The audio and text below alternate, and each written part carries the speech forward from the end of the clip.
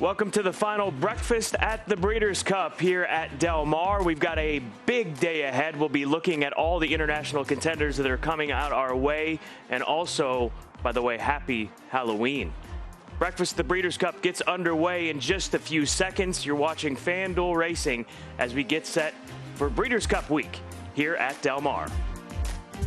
FanDuel's Breakfast at the Breeders' Cup is presented by WinStar Farm and by Phasic Tipton.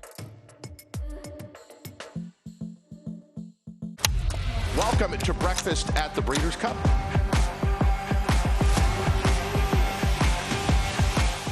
We've got plenty of Breeders' Cup contenders waiting to go on the track. We're so fortunate to see so many of these horses in the Breeders' Cup.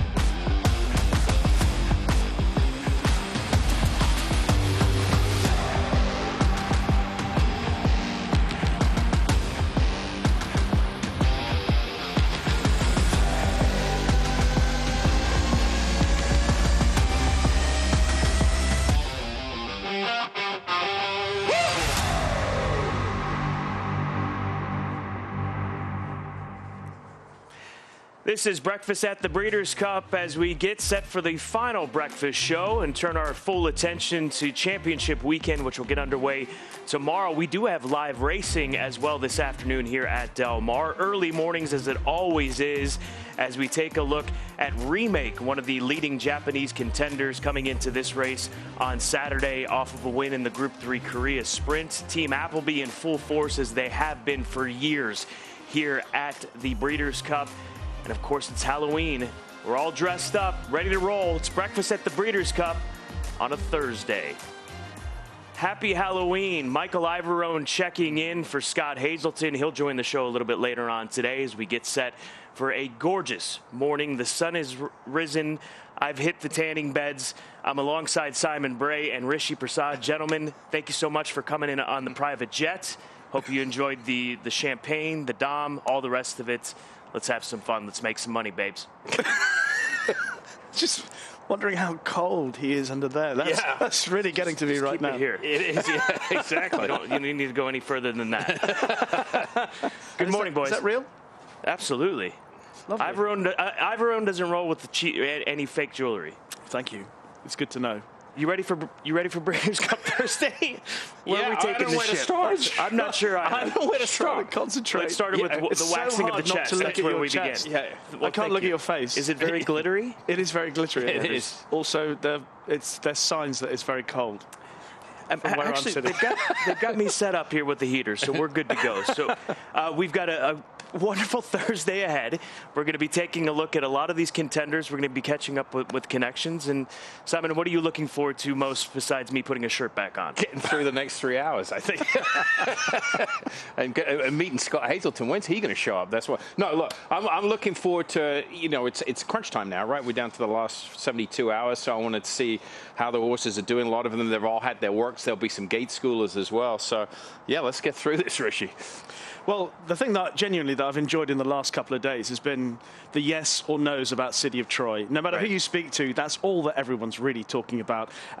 Big players all want to have an opinion on whether or not City of Troy will handle the dirt, whether he's good enough, how will he cope with the gate speed, is he going to be fast enough away, and then what happens if he gets behind and he gets dirt kicked in his face. And it feels like the closer we get to it, the more fervent those opinions are becoming. Yep. People are one way or the other. There's no sitting on the fence with City of Troy. And that, in a nutshell, is what makes this sport great. Where are you having going? An opinion? City of Troy. I'm with him. 100% City of Troy. Absolutely. Why not be with him? He's got the stamina. It's just a matter of how he handles the dirt. I mean, that's what it comes down to. And I know that that's the biggest aspect of this. I'm going the other way. You're going the opposite way. Fine. Just because, look, the turf pedigree, I know horses come and run with turf, but I've looked at his pedigree on the dam side. It's deep in turf. I mean, you're going back to theatrical, Galileo, theatrical. When I look at City of Troy, I see more Galileo than Justify. And to me, that's going to be a problem. I look at him physically; he's very light behind. He's not an impressive, muscular horse that you want to see on the dirt. So I'm going to go the other way. But that's what this is all about. Absolutely, opinions, right?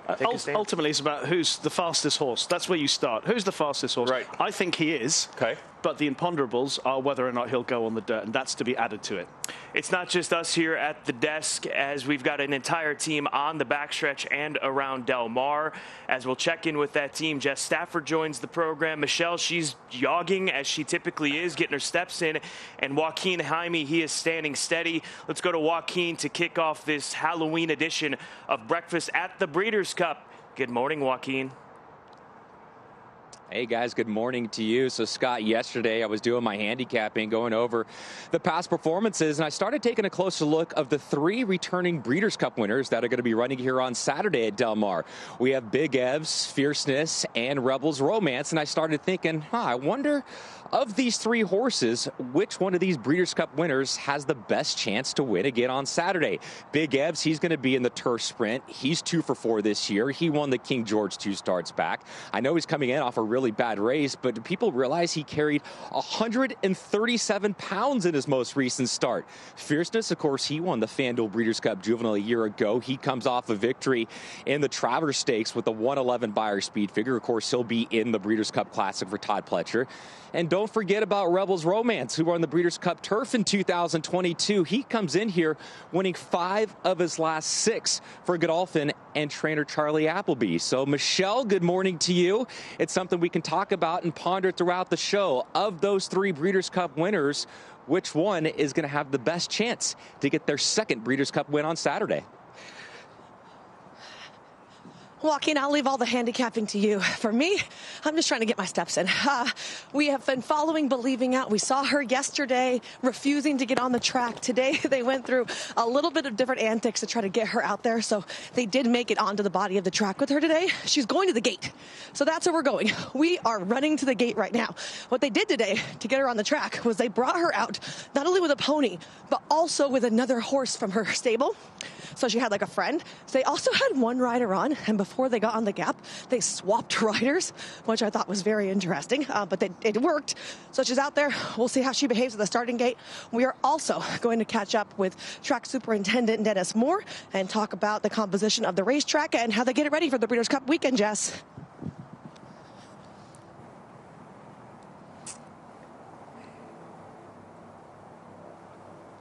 And Michelle, I am so delighted that I'm here and joining the team on a fresh, crisp morning. And well, we thought that there was a fair few European participants here over the last couple of days. There are way more that have come in off a flight yesterday, coming from England, coming from Ireland, coming from the rest of Europe. And we have seen plenty more contenders, the likes of jockey Sean Levey. I've already bumped into him. I've seen George Bowie, the trainer of Believing, who, as Michelle has said, there wasn't an easy morning for the connections of Believing yesterday. George Bowie, the trainer, is now here to be part of the preparations as they build up for the final day and towards her claim in the Breeders' Cup Turf Sprint. I also know the likes of Rafe Beckett. He's here. I've seen Richard Brown of Loughnane Racing. So there are plenty of people for me to go and find, chew their ear off, trying to get more insight and information as to how the preparation has gone. A lot of horses looking very well, nice and relaxed, but the nerves, the jittery feel of excitement is definitely building up now amongst all the participants. I think all the hard work is done. Now it's left to the horses to show off what they can do. I think it's just, as Aiden O'Brien keeps on saying, I'm peeling every single stone. I love that expression. I've been looking for stones. There's no stones left here. City of Troy, as I have to say, has been looking pretty chilled. And as Simon says, he's not a fancy-looking horse. He's a light-looking frame type of horse. And I have really loved getting the perspective and thoughts of those people who have never seen him before and their thoughts on him. He might not blow you all away physically, but when he gets on the track and he gets down and dirty and he fights, that's when he's going to come alive. And we'll only see that on Saturday. So for now, I'm going to make the most of the final morning, catching up with all the connections. And if there's anyone that you haven't heard from yet, let us know, and I'll do my best to find them. So very much looking forward to the final breakfast show, guys. Jess, just talk to them all. Just get out there and get after it as we kick off this morning with our reporters on the backstretch. And yesterday we saw Believing do nothing. She did nothing. She's the filly that draws post 1 in the Breeders' Cup Turf Sprint on Saturday. Refused to train. She did refuse to train, but we spoke to, or certainly I spoke to, a couple of people from the George Bowie yard, and they were saying that she occasionally at home does that, and their response to the word that they use, and Simon would know the word better than most people, certainly stateside, is jibbing. Yep. When she jibs, they just let her do what she wants. That's refusing to do what they would like her to do. She seems nice and settled now, having just played up a few moments ago in the gate. But she's so experienced now. She's had so many runs this season. I don't think it matters too much. It's very important to keep her cool and keep her in a rhythm. That's the most important thing leading up to the race. Yeah, it's one thing if this was a young horse, but she's so exposed on a form. We know what she can do, and it's not like she's not getting any exercise. Popping her out of the gate here, she's going to get a little bit of exercise, so I wouldn't be too worried about it. That's Soprano, who was just to her left, who's now moved out in front of her. Yeah, Soprano, obviously, she runs, surprisingly for some people, considering what trip she's been running over, she runs in the filly and mare turf. She has to prove her stamina for that race, and obviously you guys would have seen her run last time out. She's got plenty of ability, she is improving, but the question mark about her remains whether or not she is absolutely at her best over the mile in 3, when we've seen her best form so far over a mile. We talked about Billy Loughnane when we had the opportunity to see him ride at Keeneland in the Queen Elizabeth II Challenge Cup. Put into your words what Billy has done at this point in time and the expectations that have been placed on this young man. Well, everyone knows in the sport of horse racing that every so often a young jockey comes along with a huge reputation that people recognize from an early age. I had the pleasure of sitting with Billy's dad, Mark, at Kempton Racecourse on a very cold winter's evening a couple of seasons ago, and he pointed out to me, he said, this kid is going to the very top. And I said, I've heard that 1,000 times, right. Mark. Why is he any different? He said he is the most mature teenager. And I said, I know he's my kid, but he is the most mature teenager that one can think of. By the age of 16, 17, he had already employed or taken the services of a nutritionist, a dietitian, a personal physical coach, because he wanted everything in place to be a success. And his success has been rapid. He's got all the attributes, but most importantly, he's got the attitude that could take him to the top. And very often, that's the difference between success and failure. You've got to surround yourself with good people. I've heard a couple of interviews, I think, from ITV Racing after races. I mean, he sounds like a 30-year-old on a 16-year-old's shoulders, right? I mean, it's unbelievable. He's wise beyond his years. Very smart kid. I don't know him personally, but just the vibe you get from him, he's going places. He really is. Being compared to Ryan Moore, Frankie Dettori in some of the articles that I was reading as he was getting set to come to Keeneland Racecourse this past fall meet in that Group 1, Grade 1 Queen Elizabeth II Challenge Cup. We go earlier this morning to Thorpedo Anna. She's been coming out very early, and there she is tugging Danny along as she does in the training, Simon. This is a filly that has a lot of energy, and she is a filly that is going to have take a lot to beat in the Grade 1 Breeders' Cup Distaff on Saturday. Yeah, I mean, she's very aggressive. Poor Danny. I mean, what is he? He's over 70 right now, 72, 73 years old, and gets a solid workout with Thorpedo. He just has to come and sit there, assume one position, and go around the racetrack like that. If you move on her, she's gone. She's been training extremely well. She grazed a hit coming off the van. There was a lot of talk about that and how concerning that was going to be. That's a non-issue. And she's doing extremely well here. Just a high-energy filly. And this is a typical Kenny McPeek purchase, right? $40,000 purchase turns him into a multi-millionaire. She's made $2.8 million, Rishi. This is a filly that broke her maiden in a race, in a maiden auction restricted race. That's a new thing over the last few years, where they have these maiden special weight races restricted to horses that sell for $50,000 or less at their most recent auction. She wins that, wins her second start, gets beat in the goldenrod in the quick turnaround, but she has not missed a step since then, and even in defeat in the Travers, which I'm sure you caught back in the UK. Indeed, I saw that race, and looking at this race, or the Breeders' Cup Distaff ahead of it, that looks like the standout bit of form. No other horse in the race has produced anything quite matching what she's done, and she looks to be what we would call one of the bankers of the meeting. Well, she ran Fierceness to a head, who's going to be one of the choices in the Classic, so and there's good. There's Kenny, Team McPeek. They were honored last night at the National Turf Riders and Broadcasters dinner at the Brigantine, taking some video for social media.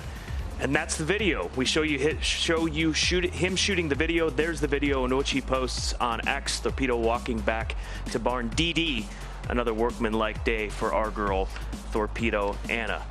multiple Grade 1 winner, won the Acorn Kentucky Oaks Fantasy. The thing that strikes me about this filly is just her attitude. I mean, she is the definition of an alpha female, Simon. Yeah. When you see her, when she comes to the paddock and when she goes out there, she knows what her job is. She wants to lead the pack, and that's exactly what she's done. Yeah, she is. She's like a kid that doesn't sit still, right? You know, one of those kids that have always got to be doing something. Yeah. She's one of those. Yeah. So you just need to keep her moving forward. You saw Kenny McPeek walking her in the backside earlier this week. She was giving him all kinds of trouble just because she's high energy and she never misses a beat. Some people are saying her last race wasn't her best race. I think there were some excuses for that. Kenny touched on it. She got very wound up before the race, shipped in late. Here she's been here, settled in. I think you'll see the real Thorpedo Anna this weekend. I watched the race and the Travers, and sometimes, you know, you watch a horse and you fall in love with their attitude more than anything else. And I almost felt like I wanted her to, had no view on the race when watching that race. And I wanted her to win by the way she just kept battling away and she kept grinding and almost pegging back Fierceness in the run to the line. She's, as you say, the way she races really endears one to her style. But apart from all that, she's also got the best form in the race. The Japanese horse, interesting, but I think she's the standout. Let's look at Thorpedo Anna, the favorite, clear favorite for the Breeders' Cup Distaff. Let's go check in with Joaquin Jaime on the backstretch. Yeah, Scott, one of the oldest sayings in thoroughbred horse racing is you breed the best of the best and you hope for the best. And I think that saying applies to the pedigree of Highland Falls, who's going to be running in the Breeders' Cup Classic. He is by Curlin out of Round Pond. Curlin, a Breeders' Cup Classic winner in 2007. The year before, Mom won the Breeders' Cup Distaff in 2006 at Churchill Downs. If he would have pulled the upset on Saturday, guys, it wouldn't be the first time that a Breeders' Cup winning dam, would produce a son or a daughter that would go on to win a Breeders' Cup race. You think of a horse like Hollywood Wildcat, who won the Breeders' Cup Distaff in 1993. She produced War Chant, who won the Breeders' Cup Mile. Personal Ensign, a Distaff winner. She produced My Flag, who won the Juvenile Fillies.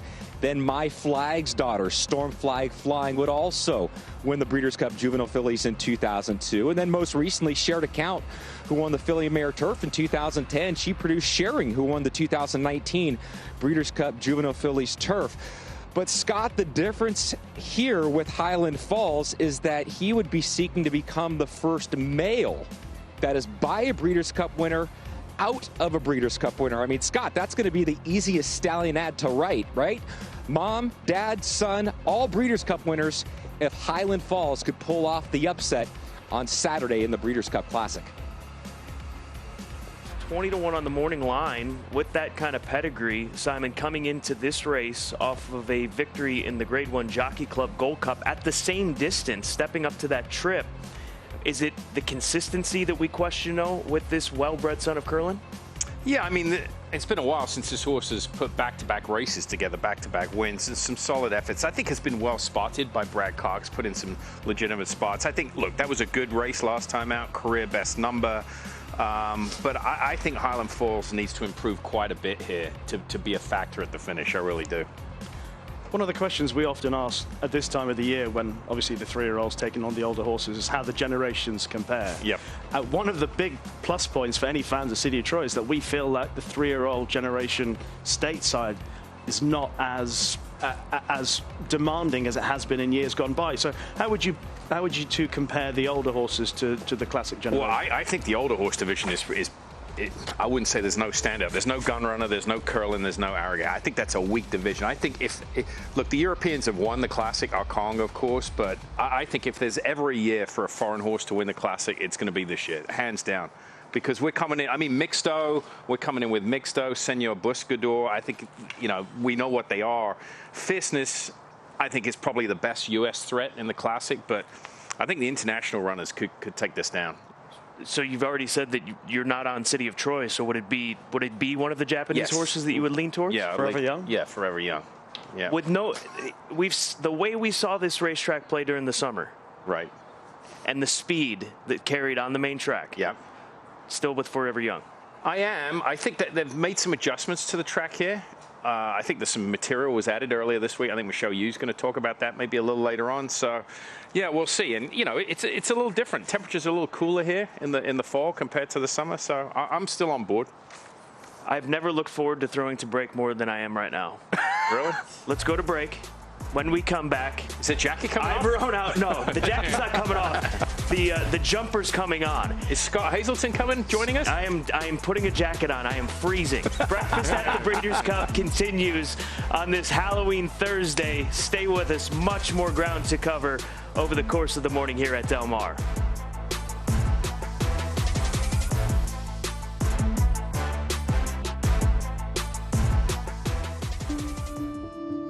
This has always been my dream, to ride great horses like Life is Good. He rode like a rocket from the gate. His acceleration, pure speed whenever I ask him. That explosive kick to the finish. Man, Life is Good. Any NBA play can inspire your next hunch. And with 3 months of NBA League Pass from FanDuel, you're about to get a whole lot more inspiration. So if you think they're going to rock the rim right out of the gates, hello, or you want to RSVP to the block party, there he is. Yes, sir. Or you think it's going to start raining threes, let's go! FanDuel has more ways to bet on players so you can make your hunches happen. Right now, new customers bet $5 to get $150 in bonus bets if you win. Plus, all customers get 3 months of NBA League Pass on us. FanDuel, America's #1 sportsbook. Hey, so I found a betting system that's really working great for me. So did I. What's yours? I set up an hour-a-week time limit on FanDuel. I can also set up wager limits, so I only bet what I can afford, and betting stays fun. Right. So what's your system? What's that? Your system. What's your system?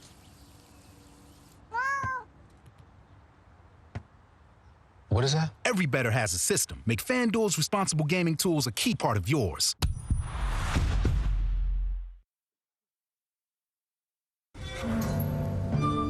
This is a cowboy. Recognized around the world as a romantic symbol of the American West.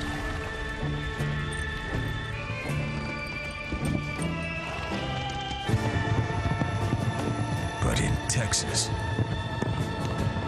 this is a cowboy.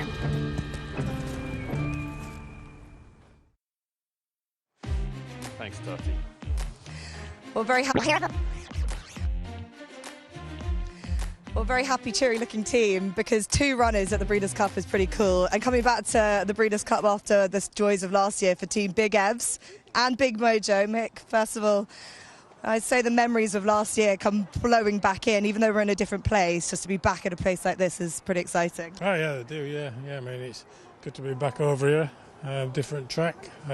Both horses look really well. We're just seeing Big Evs on the track.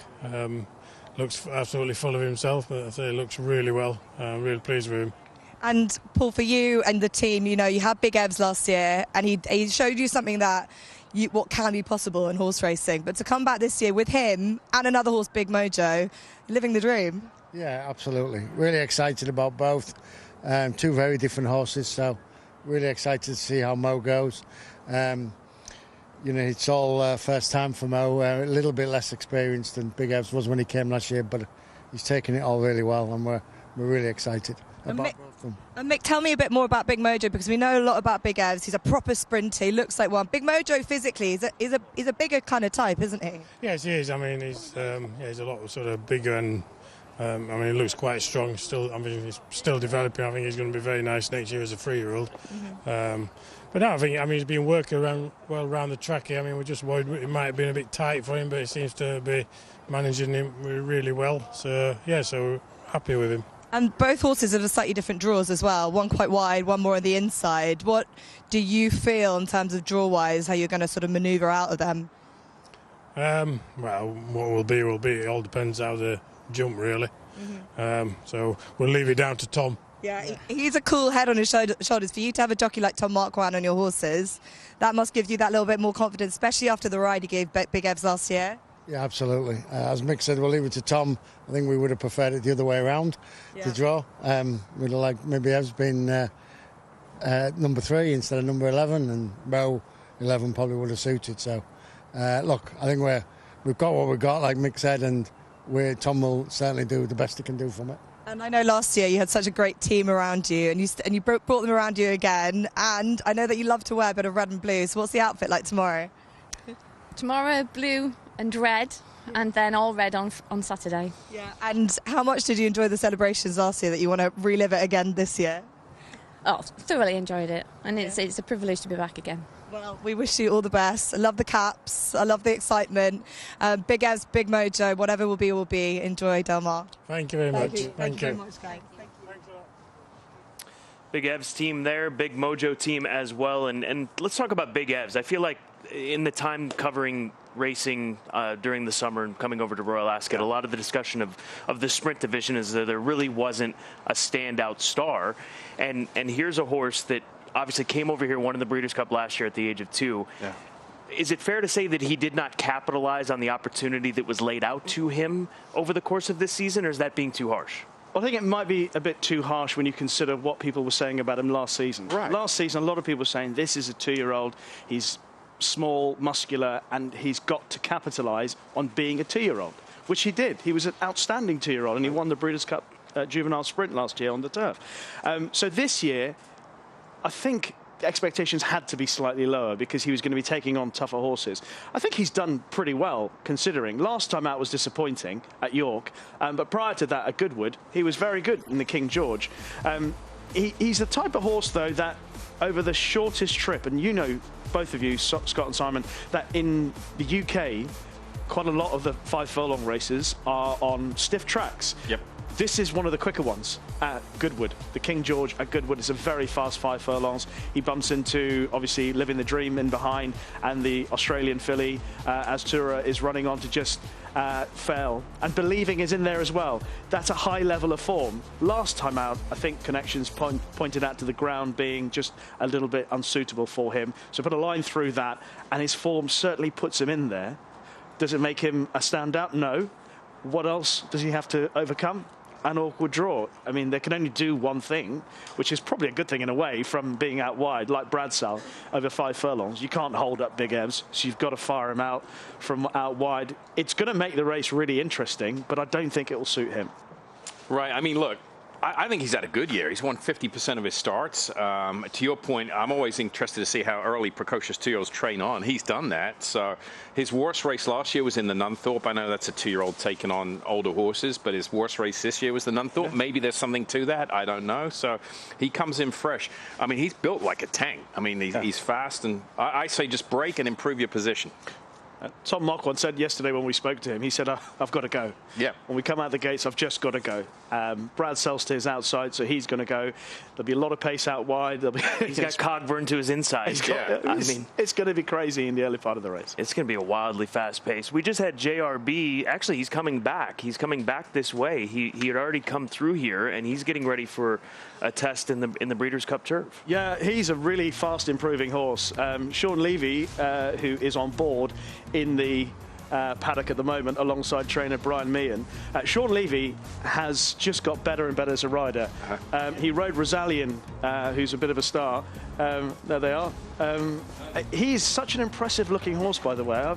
Just watching him as the season's gone on, he is one of those horses who's strengthened up with his racing.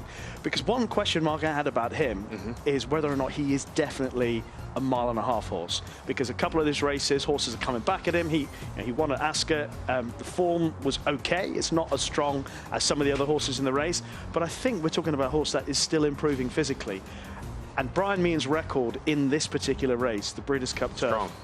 It makes you want to respect the horse regardless. Red Rocks, Dangerous Midge, right? Yeah, Dangerous Midge in the same colours as JRB. We're going to take a look back at his most recent run. This was at Longchamp at the beginning of the month, so a fairly quick turnaround for this son of Zoffany. He was a 3-time winner this year. This was ARC weekend, right? This was, and just to his inside is Anmart, who came out and won the Champion Stakes on Champions Day at Ascot. Disappointing on this day, Anmar. I don't think he ran up to his best. Al Mackham is the horse who's last challenged in the yellow colours. See, back JRB, he gets going and he gets them on the stretch. But just right at the end, Almacum is wearing him down. And it's a similar sort of race at Ascot when he quickened up and then just at the end, horses were coming back at him. King's Gambit was a little bit unlucky. Made me question whether or not he's probably at this stage best over a mile and a quarter.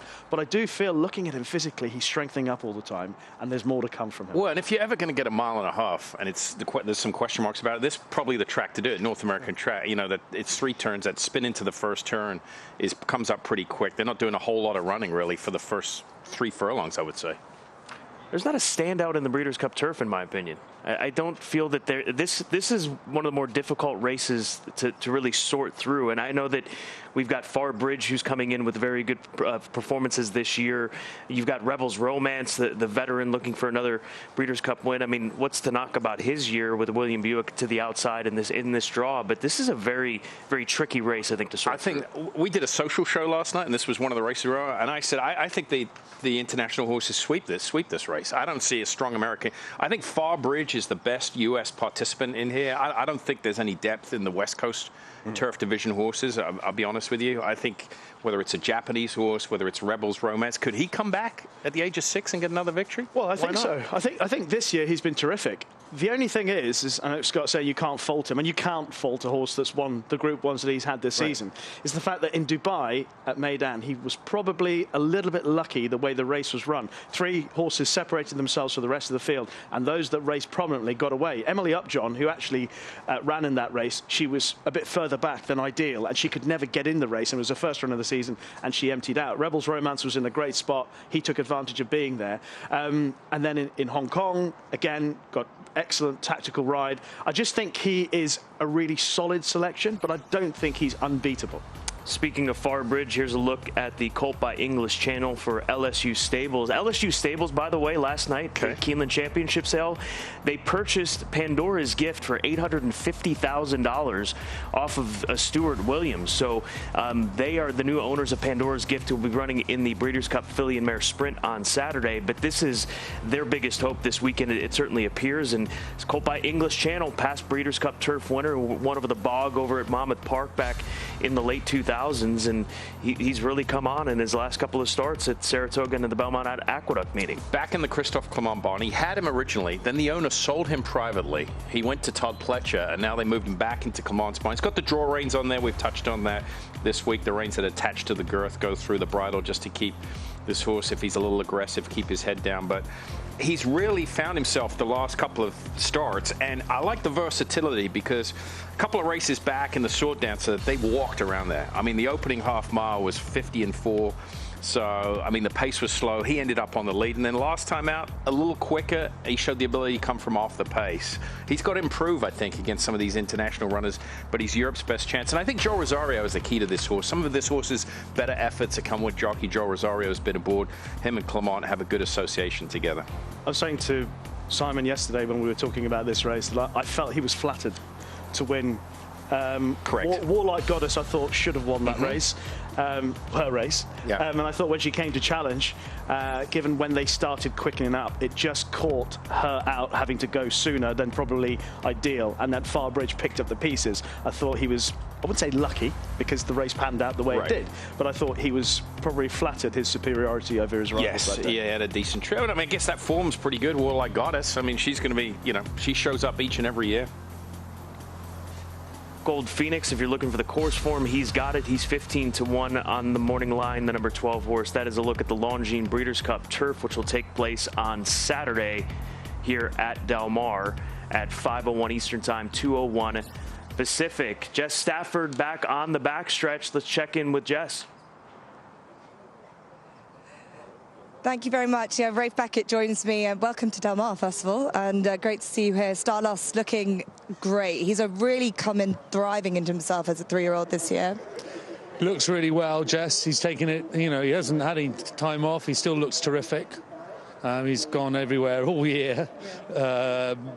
And he's in good form. We think he's in good form, so looking forward to it. First of all, he's been drawn pretty well, considering some of the other contenders, especially the Europeans, are probably quite wide. You must be quite pleased with that. Yeah, 4 is good. So, yeah, looking forward to it. And this time last year, he's made up ground late on, but he seems like quite a versatile horse. You know how you like to play him in the race? I think we'll bounce and sit handy, or aim to bounce and sit handy and go from there. So, yeah, he's versatile, as you say, and going round a bend, I think, suits him. So that was another reason for coming, and the fact that he travelled so well last year felt like a good fit. Hopefully we have more luck than we did in the Abbey. I was about to say the Abbey, a bit of a non-event. If you look at it from form perspective, it might say where he is, but there's more that meets the eye there. Yeah, Rossa went burrowing up the rail and got closed down, so he didn't really have a race that day, and he's trained well since, so we'll see how we get on. It's been a brilliant season, be the icing on top of a cake on a wonderful, wonderful year. Yeah, it would be great. It'd be great. It's a while since we won. It's what is it now? 2008. So it feels like a long time ago now. It's a hard place to come, but always hoping to find the horse that fits for the Breeders' Cup for you and your team. Yeah. I mean, listen, it'll always. Our first runner was a winner, Mahanic in the marathon all those years ago, and so we've been trying hard ever since without much luck. Maybe this year, Jess. Well, Starlust looking great. All the best. Thanks for it. Thank you, Jess. Thank you, Rafe. Starlust running in the Breeders' Cup Turf Sprint draws post position number 4. Last win came at York in a stake back in the midway point of July. Does he have an outside chance? Yeah, he's, as Jess and Rafe are talking about, he's improved physically through the season. He went out to Dubai earlier in the year. He ran up against Star of Mystery and Frosted Dawn. Frosted Dawn obviously running on the dirt. Star of Mystery is in the race, and she, I think, has got a strong chance. But I think he's one of those horses that I haven't been entirely certain. I think anyone who's following him just wondering, like, does he want 5? Does he want 6? What's his best trip? Does he sit in between the two? There are times when he's running on over 5 and you think, oh, try him over 6, and then he runs over 6 and he doesn't quite do it, and you think, oh, maybe go back to 5. I think maybe it's a case of the fact maybe he's improving physically and that we might see a different horse. He looks like a horse who next year is going to come into his absolute own. You mentioned Star of Mystery. I think that's a filly that you really have to consider in a big way when it comes to the Breeders' Cup Turf Sprint. Hopefully get an opportunity to discuss her a little bit later on in the morning, but certainly over the course of these next few days, we will have that opportunity.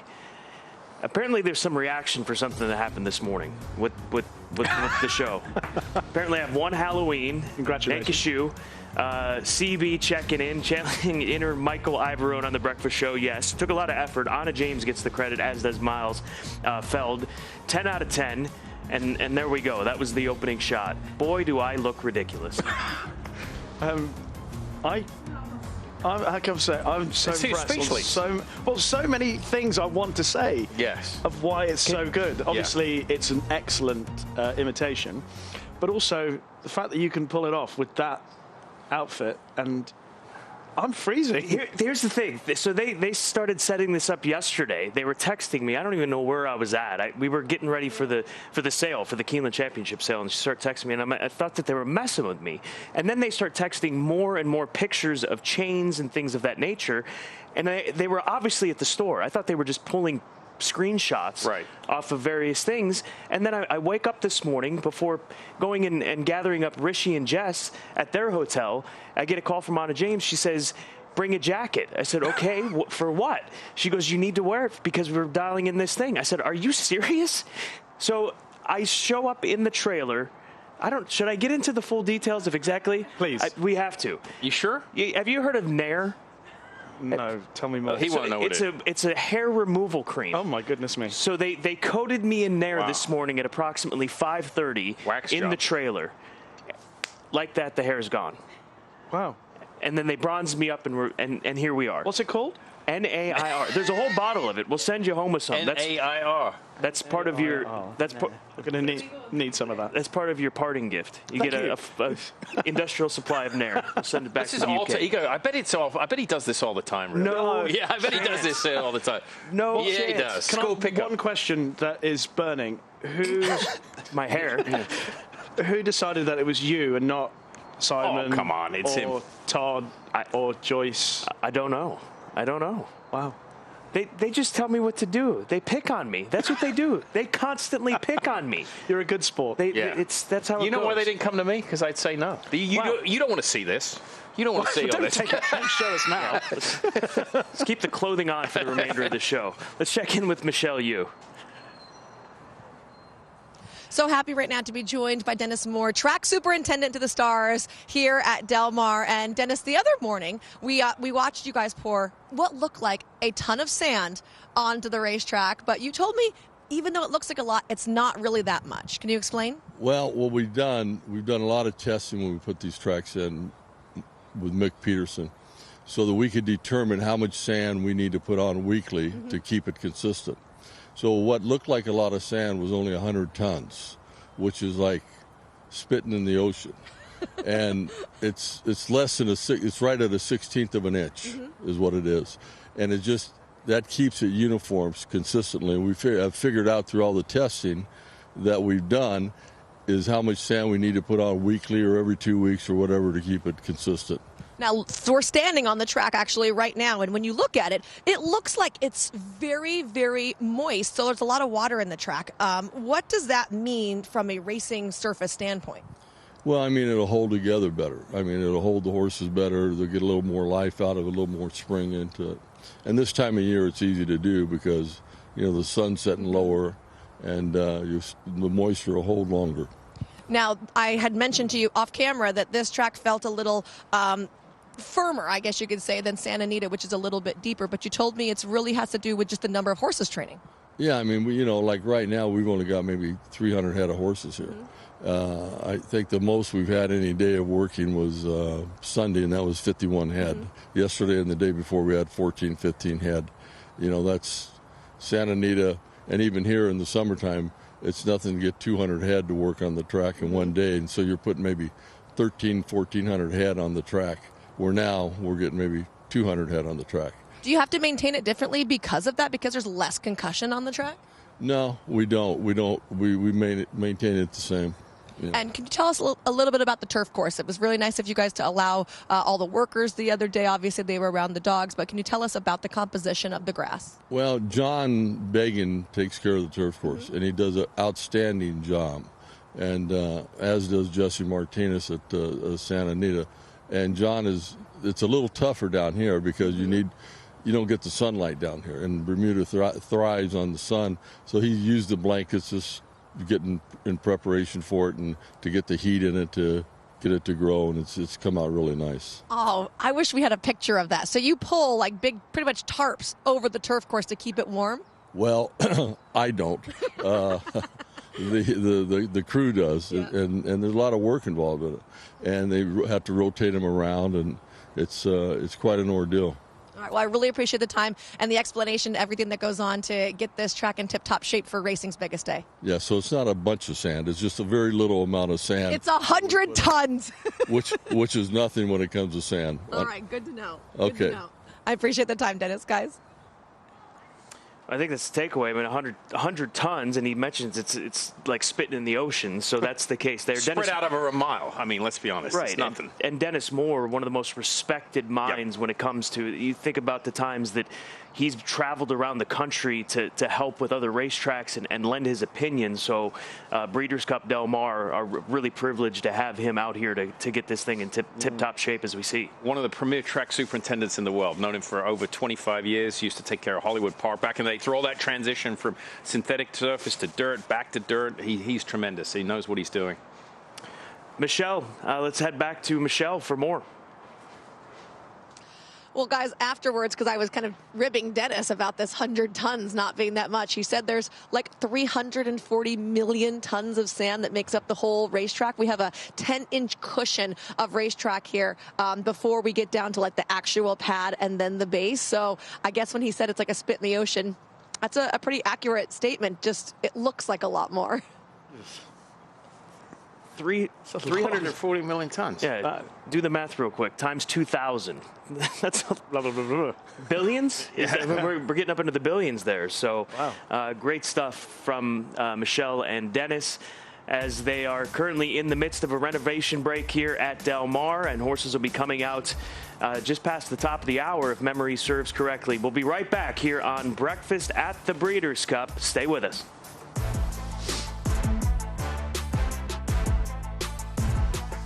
Hi, I'm Greg. I live in Bloomington, Illinois. I'm not an actor. I'm just a regular person. Some people say, why should I take Prevagen? I don't have a problem with my memory. Memory loss is not something that occurs overnight. I started noticing subtle lapses in memory. I want people to know that Prevagen has worked for me. It's helped my memory. It's helped my cognitive qualities. Give it a try. I want it to help you just like it has helped me. Prevagen, at stores everywhere without a prescription.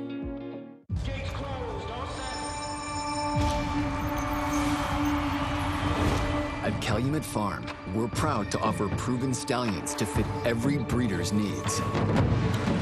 With over 72 million in progeny winnings on dirt and turf, our diverse roster is producing the champions of today and tomorrow. Calumet Farm, a legacy reborn. There has never been a better time to download the FanDuel Racing app. What are you waiting for? Sign up is quick and easy. There are 0 deposit fees and withdrawals come super fast. Easily track your wagers, rapidly build new tickets, and quickly view potential payouts with FanDuel's My Bets experience. New customers get a no-sweat first bet up to $500. If your first bet doesn't win, don't sweat it. Get up to $500 back as a racing bonus. Download now.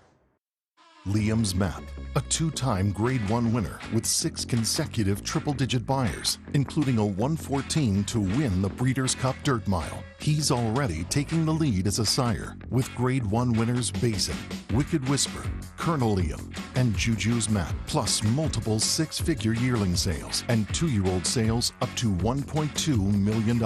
Proven on the track, proven in the sales ring. Liam's Map, only at Lane's End. Seems I can live a day without you, baby. This sick addiction makes me crazy. Ba, ba, ba, ba, ba, ba, ba, ba, ba, ba, ba. And I'm ready to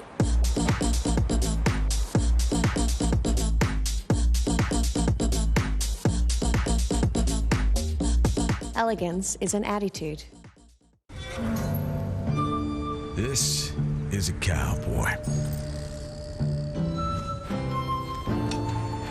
Recognized around the world as a romantic symbol of the American West.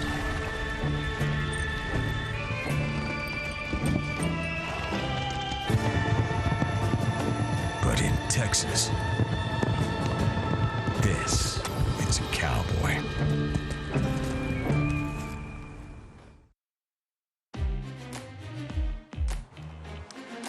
Welcome back to Breakfast at the Breeders' Cup.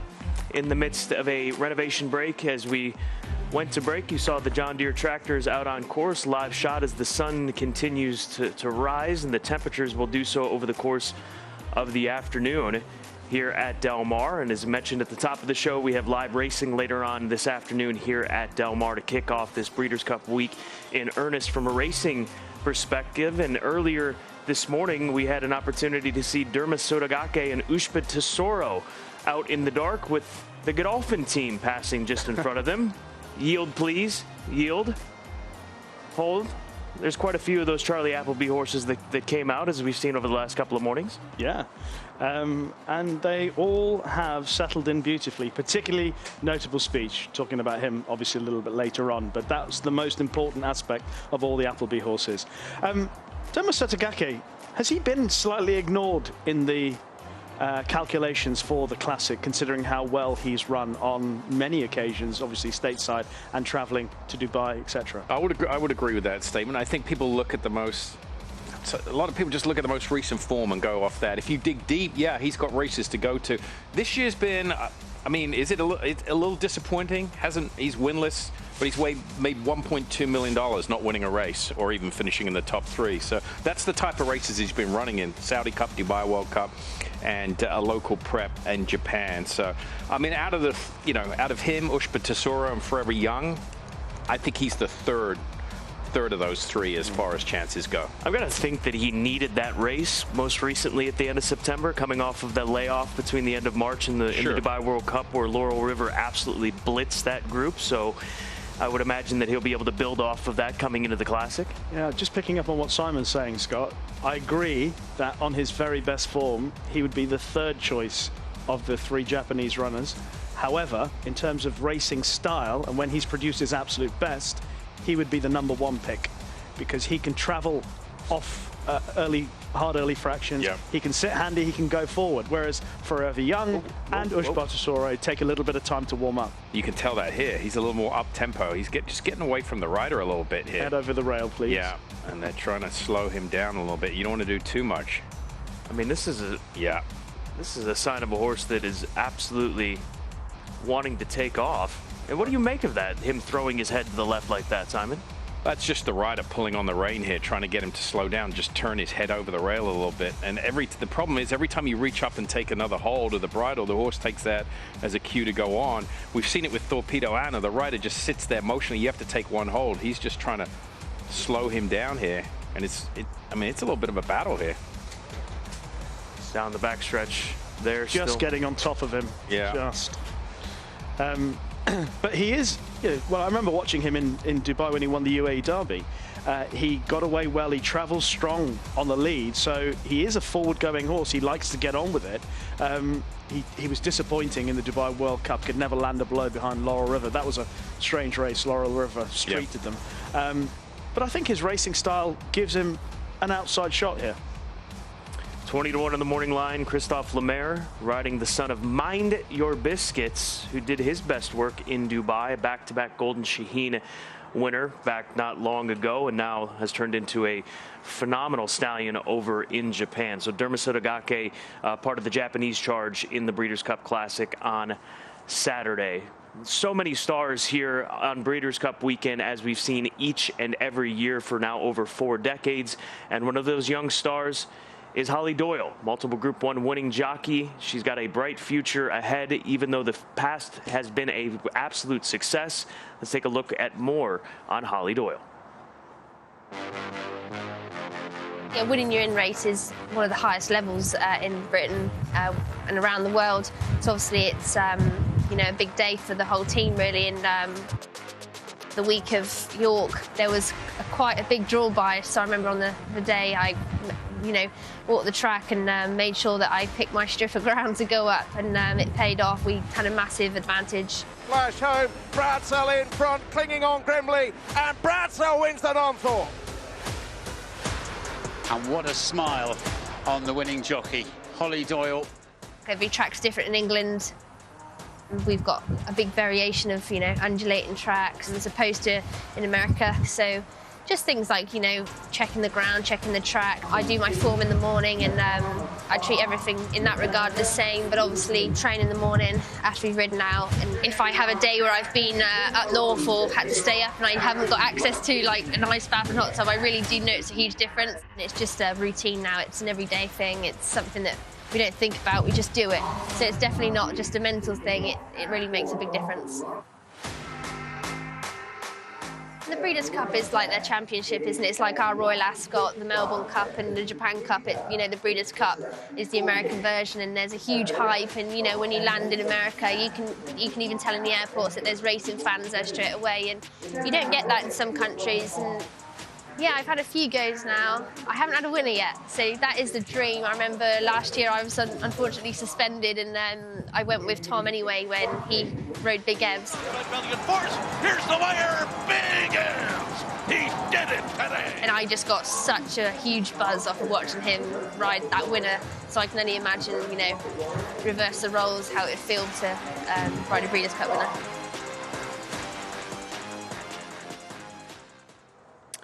Holly Doyle, as mentioned, a star on the rise and has a big opportunity in the Breeders' Cup Turf Sprint with Brad Sell, who's 7-2 on the morning line with that outside draw, and married to Tom Marquand. You want to talk about power couple. Yeah. That is a power couple at the top of the list when it comes to international racing. Absolutely, both obviously hugely successful back in the UK, but also travelling the world now, whether it be in Japan, Australia, for the likes of Tom. They're going to be drawn next to each other, obviously on Bradsell and Big Evs in the turf sprint. They are, as you say, a wonderful. The nicest thing about them is that they're both such easily approachable people with such lovely, warm dispositions. Not saying that there are lots of people who aren't like that, but when you consider just how successful they are, where they're positioned, you can understand why they're so busy, that they haven't got time, but they always have time for everyone to chat, for the fans, for the media who bug them all the time. But apart from everything else, when they get on the track, they do the job brilliantly. And Holly Doyle, obviously, there are loads, Simon will know, back in the UK, lots of young female riders who came through, didn't make the grade for one reason or another. But she is benefiting now from people, lots of people who have gone before her, and she's taking that opportunity because of her talent. Ultimately, that's what it comes down to. For more, let's check back in with Jess. Well, I'm really pleased to be joined by Holly Doyle, a two-time Breeders' Cup winning jockey Holly Doyle, especially this year, Holly, coming into this year with Bradsell. You must be so proud of him and what he's achieved so far, and to get to the Breeders' Cup after the season he's had, even better. Yeah, he's been an incredible horse for the team, really, and all credit to Archie for getting him back, and everyone at home's done a great job, and I'm just lucky enough to be there on the big day to do the steering, really. You must have been waiting and watching to see how that draw unfold. What were your first thoughts when you saw it? Because you're going to have one of anything, and to be the widest of all is never ideal. Yeah, I was a bit gutted, to be honest, when I woke up to that news. But obviously, you've got to make the most of every situation and try and find a way around it, and hopefully we will. I know that Cogburn, he's got a lot of pace. You know what's going to happen to a lot of the horses around you. So do you just sort of let the horse ride your race, or do you want him to go out and be really speedy early on? Well, he's proven to be very dominant. Obviously, Cogburn seems to be an out-and-out front runner, no matter what. So it's not a bad thing that that's drawn near enough to me. And obviously, Big Evs also has got loads of gate speed. So we'll just have to get off to the best start that we can and see where we land. And obviously, over the last couple of days, you've been here, you've sat on him now. How does he feel? Because it takes some doing keeping a horse so fit and fresh up until the end of the year. Yeah, obviously he's had a long, hard year. He's had some hard races. It was testing ground in Longchamp last time, but I sat on him yesterday and he's just turned inside out again. He coped with everything so well, and he's been a right boyo, so he's enjoying the sun. You wouldn't have wanted anything more. And what about you personally? Because I know you've been to the Breeders' Cup. You were here last year to see Tom have a winner on Big Evs, but what is it about coming back here and having a properly good chance in a meeting like this? Yeah, it's like what you want, really. It's what you look for every year. Look for a Breeders' Cup horse or a horse for Australia. And although the season in England's come to an end, it's only just started for us really now with our travels. So it's a really exciting time of year, and it's what I want to be doing. Yeah, you say that, international travels. I know you're going to go to Japan for a bit of a stint, but you're going to Australia for the Melbourne Cup. Tell us quickly about the opportunity that you have in the Melbourne Cup and how it's all come about, because it happened quite quickly. Yeah, well, I've been really searching for a ride in the Cup for quite a few weeks now, and nothing was really coming to a head. So a few days ago I actually knocked it on the head. I said to my agent, listen, I don't think anything's going to happen. I'm going to book my flight to go straight to Japan, and obviously the Bendigo Cup was the last trial race, and Harry texted me an hour before the race. He said, if this wins, do you fancy coming to ride it? And I just went, yes please. So I stayed up and watched Sea King, and he was pretty dominant, and so yeah, going to Melbourne. Yeah, amazing. And that's a pretty amazing kind of journey that you've got to go on here. When do you fly? When are you going to get in? And also weight-wise, you're going to have a look at that, and because you've got a low weight on him. Yeah, I'm really lucky with my weight. I sit at 8 stone, if not a bit lighter, every day without having to watch it. So that won't be an issue. So I'm going to hopefully fly out on Saturday night after riding here, and I think I'll end up getting there Monday morning, ride Tuesday, and then leave early Wednesday morning to go to Japan. So it's just great that Harry and the owners have reached out to me. I've had a bit of success with the owners a few years ago in Saudi Arabia in the Neon Turf Cup, so it's great that we can get back together. Yeah, well, Breeders' Cup, Melbourne Cup double wouldn't be too bad. Holly, all the best. Wouldn't be bad, thank you. Cheers. Well done, thank you so much. Thanks. Globetrotting Holly Doyle, and you were just telling us between her and her husband, Tom Marquand, where does it stand for the season as far as wins in the household? Back home, Holly Doyle has the edge over Tom Marquand, actually. She's had 126 winners back in the UK. Tom Marquand's one behind on 125, so she's got bragging rights. He's a smart man. Very, very well done. We're going to head off to break, and while we do so, so many sights and sounds here at Breeders' Cup. How about Forever Young and his rider rocking the Shohei Ohtani Dodgers jersey on the heels of their success last night in securing another World Series championship? We'll be right back on Breakfast with the Breeders' Cup here at Del Mar.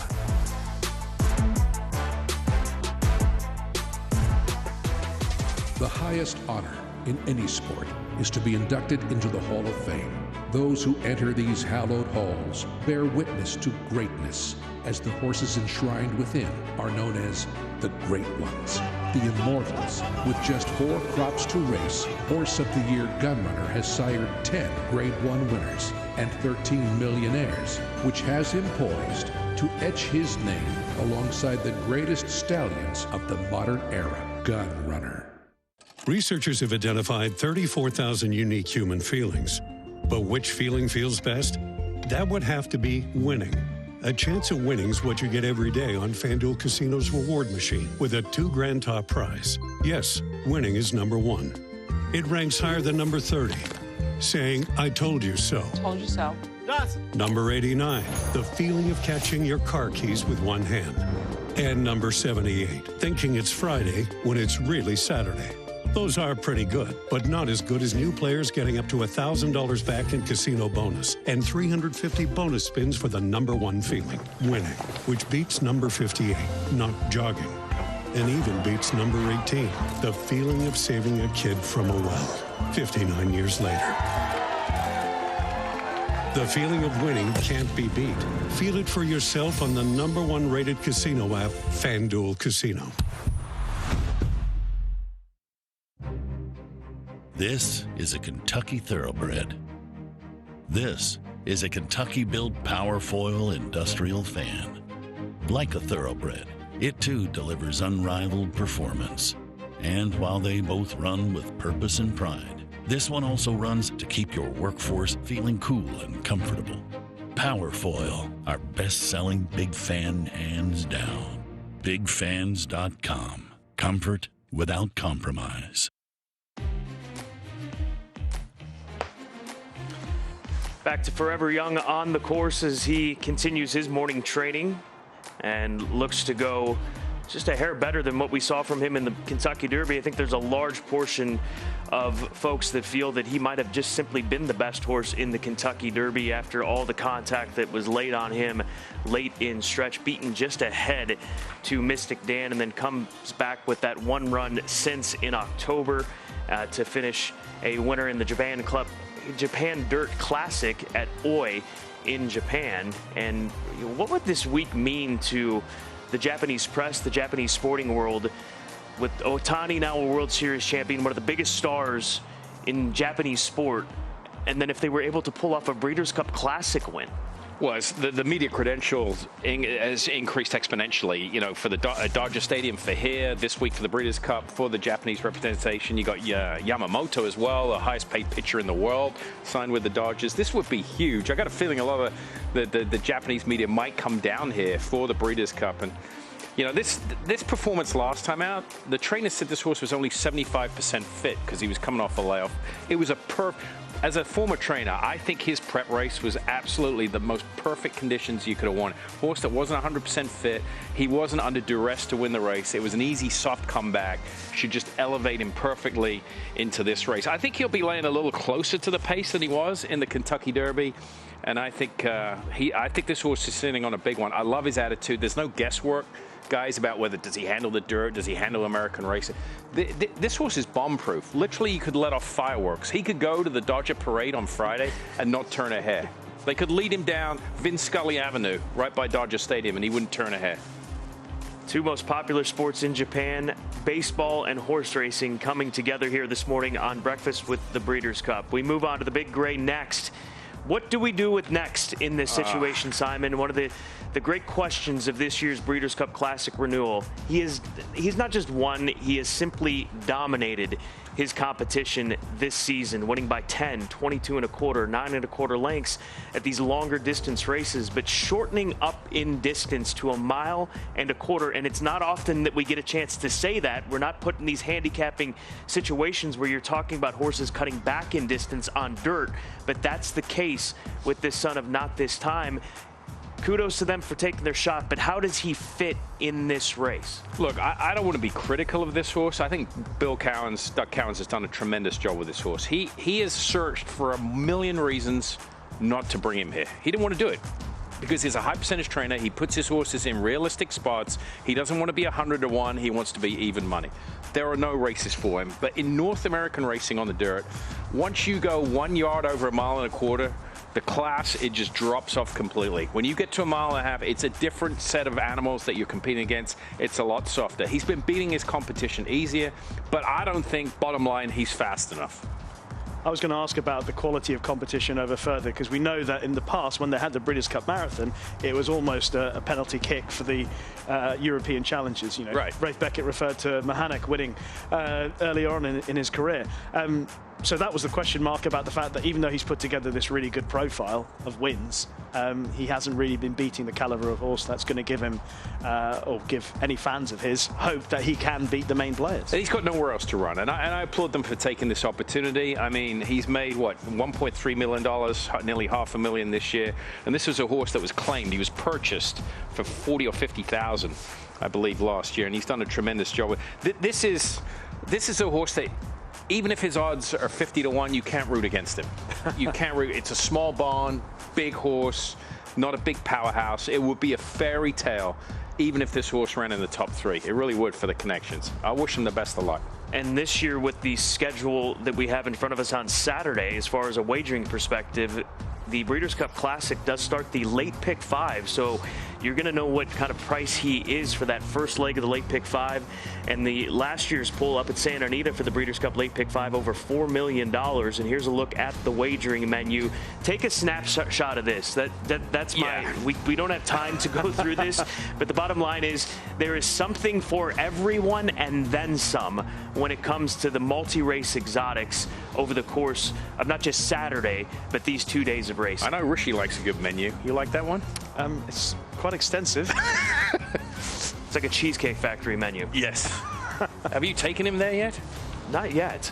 Have you been to a Cheesecake Factory? Have you been to a Cheesecake? I have been to a Cheesecake Factory. Just don't order appetizers with Rishi, because it's not for the entire table. It's just for him. Shouldn't really share. No sharing appetizers. I learned that quickly. Him and Todd should go out to eat together. That would be a segment.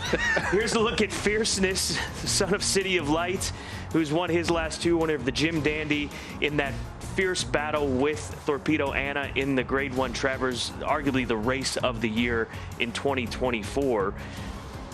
But there's so many questions when it comes to even Fierceness, because he runs these big races, Simon, and then we'll get a race like the Holy Bull, and then obviously the Kentucky Derby.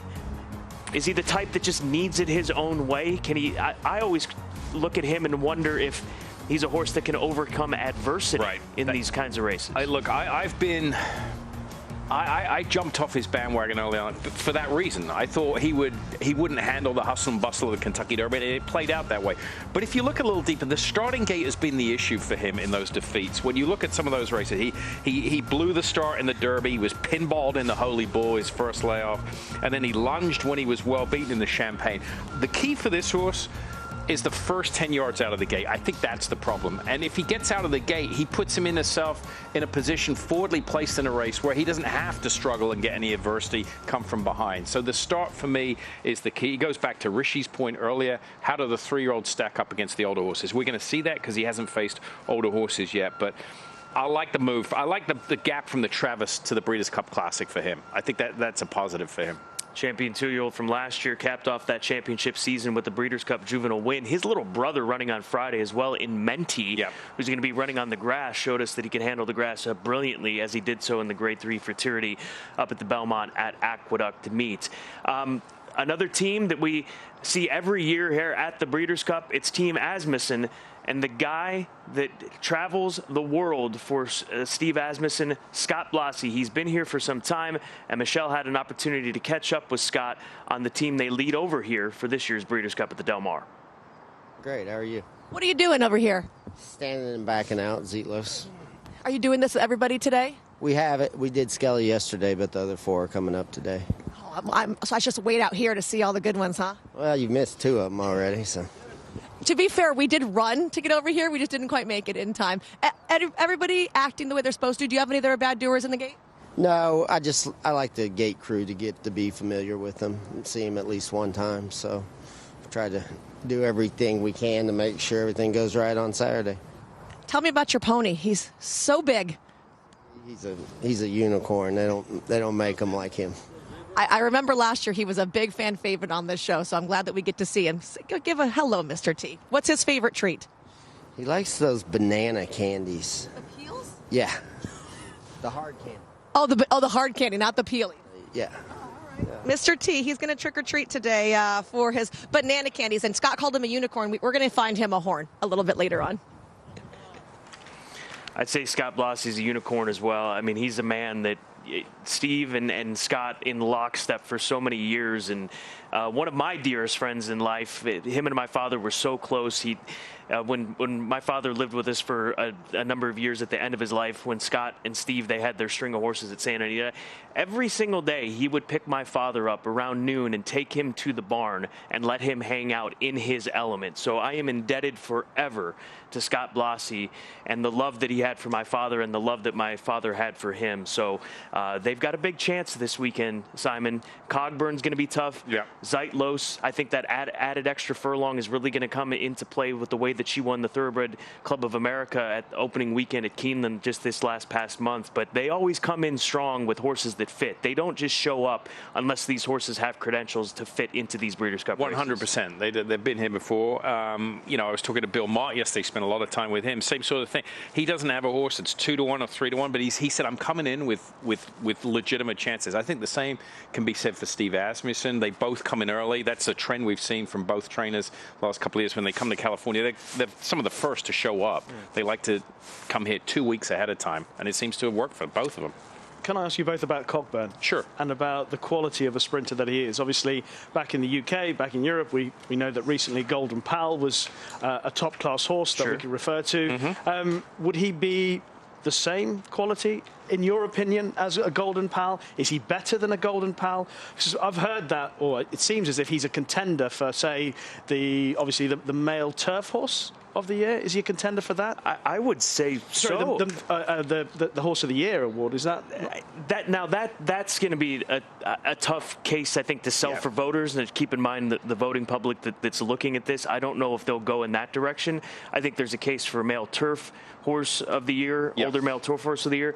I also think there's a legitimate case for top sprinter of the year, Simon, even though we tend to gravitate towards the dirt form when it comes to that. Yeah, and even turf male, it's usually decided between the Breeders' Cup Turf winner or the Breeders' Cup Mile winner. I like this division. We haven't, the Turf Sprint, it wasn't in the original lineup for the Breeders' Cup all those years ago, and I think it all depends what he does on Saturday afternoon. If he puts a huge performance up, then I think he's absolutely a legitimate contender for turf horse. So we'll see. I mean, what was the fastest time he ran in? I mean, he won 59. Bang. I mean, 5.5 and 59, right? That one of the fastest turf sprint efforts that we have seen ever in the history. I mean, I had folks telling me that's the greatest single turf performance that they've seen from a sprinting perspective ever, after what he was able to do in that race. He is very, very good, Rishi. Okay. All right. Very good. Is that it? You done? Hands off? Yeah. Case closed. Thank you. Let's go back to Michelle. Guys, back here at the starting gate right now with my photo bomber, Forever Young. Obviously a Dodgers fan because we have a ton of Ohtani jerseys back here. Mr. Yahagi is looking on, but he looks a little cold, Mike. I think that he wishes he had another jacket to wear. He's also wearing one too? He has a Yamamoto shirt on. So we have been eavesdropping on what they've been telling Jay Slender and his crew, what they're going to do, and they want to just stand him in the gate right now. So we will be doing that. How's he feeling today? Very good. Oh, look at his little bat in his tail. Happy Halloween. We have the whole crew right here, so they are all telling me what's going on. So he's got the little purple bat in his tail, and they all said Happy Halloween from Forever Young. So you see right now, gate guy going to come up. They're going to use the pony strap that they will take. Now this strap just laces through the bit. It doesn't actually have any kind of clip on it to stay secured. So that way if the horse pulls back or something, it's very easy for it to come out. Goes into the gate like an absolute champ, and you can see they're going to put him into the starting gate number 1, which is where he will be breaking from, right here from this spot way back in the 1.25 mile chute for that Breeders' Cup Classic. So far he's being very good, a tiny bit wiggly, but as to be expected. Let's see how he's doing in here. David, if you want to come over here a little bit, you can see from behind.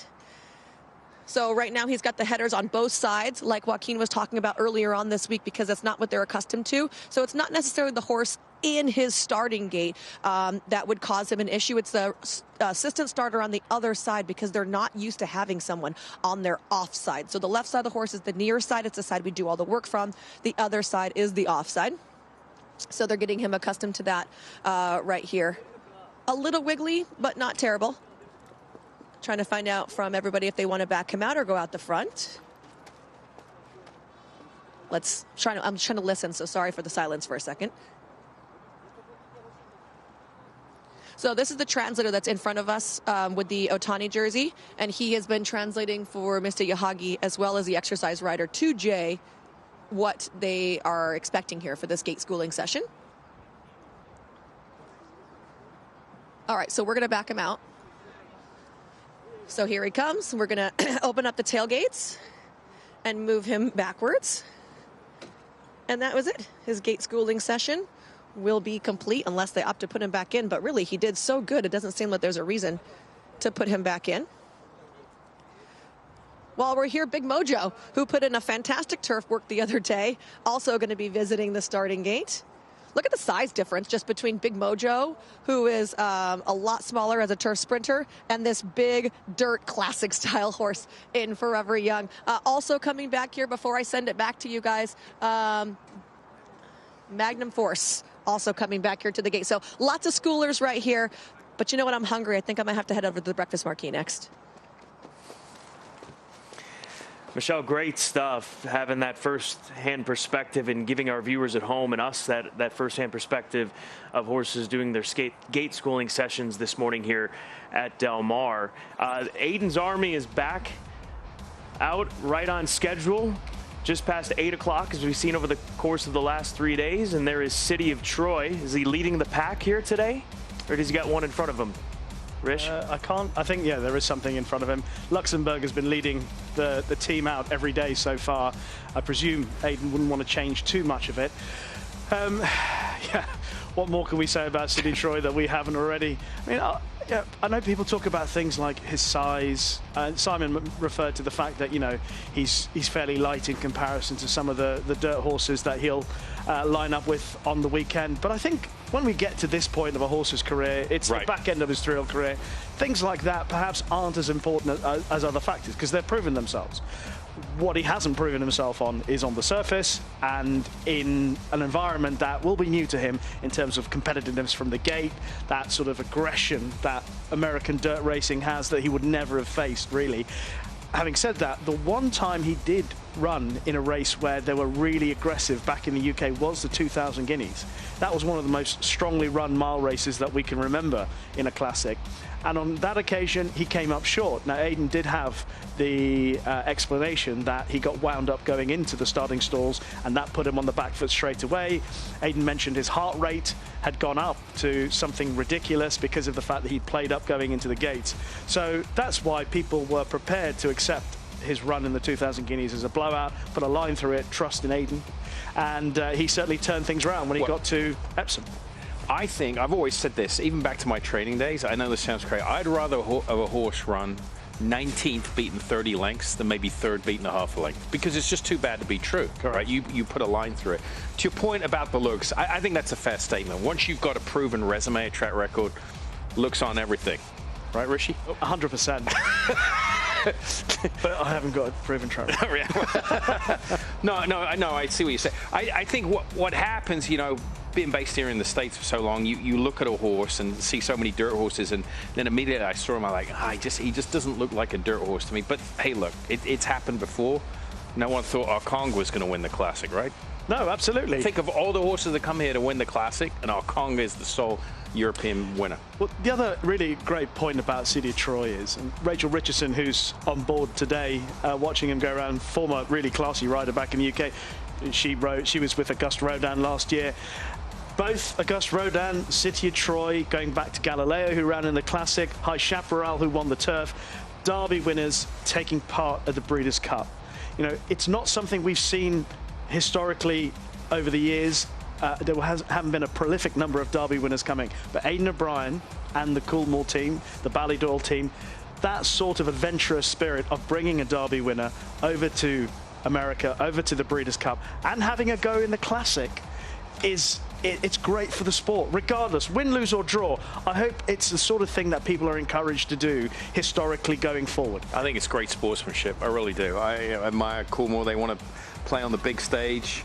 You know, and they've come so close before. It's just hard to believe that, you know, Giants Causeway beaten by Tisnow, Saki beaten by Tisnow for Godolphin. I mean, what a year to almost take down the Classic. You run into Tisnow, probably one of the best Classic winners we've seen, and you run second to him back-to-back years. It was a declaration of war, too. He wasn't far off of it in the Breeders' Cup Classic. And for City of Troy, with that brilliant blend of pedigree by Justify out of the Galileo First Dam and Together Forever, and the amount of times that the Justify has gone to Galileo mares, and the options that they have from that perspective of continuing that cross down the line. I mean, we've seen so many of these horses bred on this same cross, and obviously this is the marquee version of what we've seen from that Justify Galileo cross, and it looks like we're going to get a chance to see them just behind us here in a second. And we've got a large group of folks down here in the paddock already lined up anticipating this, and there they come through the tunnel. So we'll get our up-close look at Luxembourg first, and then City of Troy. I think there'll be Diego Velasquez with all the whites on behind. Just mention Luxembourg, who will be, I think, Aiden's principal hope in the turf. He's a horse who's actually, you know, he's got a great CV, but his last couple of runs have just gone slightly the wrong way. Similar thing, one or two other Aiden horses haven't run well last couple of starts, but you never rule them out when they turn up here. So here they come just behind us, and some of the most well-behaved horses that you'll see as far as the way that they handle themselves. And there he is, the Derby winner, multiple Group 1 winner, City of Troy favorite for the Breeders' Cup Classic, Diego Velasquez, Henry Matisse, Whistle Jacket, the speedster, Group 1 winner, Ides of March, looking well, as is Wingspan Rish. Heaven's Gate up next. Yeah, and Lake Victoria with Ryan on board. She's unbeaten. She might be a huge star of the future. And there's Donica's filly Porta Fortuna at the back as well. I think Lake Victoria, she looks like a really outstanding filly. But I'd quite like the horse against her, the Best American Horse or the Best Domestic Hope in Thought Process. I think that could be a good race. I think Thought Process looks like a really classy filly as well. Yes, yeah, I would agree with that. Yeah, that's going to be a good matchup here. Big crowd come to see Aiden's Army as well. They've come to see City of Troy, let's face it. That's what everybody wants to see. Well, I don't know. Good to see Ryan Moore smiling as always. I don't know that his name is Simon Bray. I don't know if you all have noticed, but all of the riders have the City of Troy vests on, and this is good marketing. Something that I can recall one of my first Breeders' Cup experiences back in 2002 at Arlington Park, which you were there. Yes. As we were much younger men back then. Very much younger. And I Rock of Gibraltar, when they let him into the paddock for the Breeders' Cup Mile that year, and seeing them with those jackets and seeing Rock of Gibraltar, which he was just a stunning individual, I was so taken back. I'd never seen anything like that. This is brilliant. They're coming in with their prize fighter, and they've all got their jackets on, repping, you know, that particular one. You can see them going past us with the City of Troy vests. But I mean, they've got it dialed in as well as anybody has in the history of this sport. And there's a look at Ryan Moore on Lake Victoria, the Franco filly who draws post 1 for the John Deere Breeders' Cup Juvenile Fillies Turf on Friday. I kid, but he's all business. I mean, it's well publicized about his reaction to press. There was a clip on social media the other day. It was I think it was like 14 post-race interviews all linked together. The clip lasted like 3 seconds because there are occasions though when Ryan he's just so good when he gives you some nugget of information that's just out of this world. I remember interviewing him after a horse won at Royal Ascot last year, 2023, and there was a lady leading up the horse that he'd just won on. It was Warm Heart who'd won the Ribblesdale. and Pat Keating, who's with the travelling, you know, as everyone knows, Pat's always with Aiden's horses. And Pat gave me the little nudge to say that she's retiring at the end of the season. So just mention that and give her a bit of a pat on the back. So I chatted to her, I chatted to Ryan, then I chatted to her, mentioned that I heard that she was retiring. She said, oh yeah, I am, blah, blah, blah, all of that. And then I turned back to Ryan and I said, Ryan, what sort of... And Ryan didn't know I was about to do this, because obviously I was only given the heads up by Pat like 2 seconds earlier. And I said to Ryan, I said, do you remember... she said how she's loved being part of the whole team. So I said to Ryan, I thought I'd link it and say, Ryan, what can you say about this lady? And Ryan said, she actually led up my first ever Group 1 winner for Aiden. And immediately, and he referred to that, and he said she's been a big success part. You know, that? Yeah, that was straight off the cuff. That he didn't need a prompt, anything like that. So there are moments where you get an insight into actually what a thoughtful person he is, how well he appreciates what he's got as well. And whilst everyone's talking about City of Troy, you know, it's a huge day for him as well in terms of the tests that he's had as a rider, because he knows how much is riding on this horse and this race, perhaps more than anything else he's ridden. Well, we can't wait to see it. And one of the greatest riders in the history of the sport, Ryan Moore, teaming up with City of Troy in the Breeders' Cup Classic, as the gaggle of press and onlookers follow the team of Aiden O'Brien's and Coolmore's out of the paddock and back out onto the course. It's time to check in with Michelle Yu once again this morning on Breakfast at the Breeders' Cup. Guys, I told you I was hungry. I had to come to the breakfast marquee, but it wasn't enough to be out there. I had to come back here with Chef Curtis Stone, and we are getting everything prepared. This is organized chaos. Oh, yeah, it's beautiful. We've got a giant kitchen that runs all the way down this beautiful tunnel. It's nice and chilly this morning, so keeping the food hot is always a bit of a challenge, but we have got it handled. It has been a lot of fun this morning, for sure. I have a silly question. I watch a lot of cooking shows. Do they actually yell at you, yes, chef, if you tell them something? How we doing, guys? Yeah. Oh, I love it. This is real life right here. Okay, can you tell me what we're making? This looks like bacon. This is bacon. We've got a full oven full of bacon here. So, you know, it's fried chicken sandwiches, or biscuits, I should say. We've got beautiful bacon working, scrambling eggs, you know, all the breakfast fare, delicious burritos for breakfast, all sorts of fantastic stuff.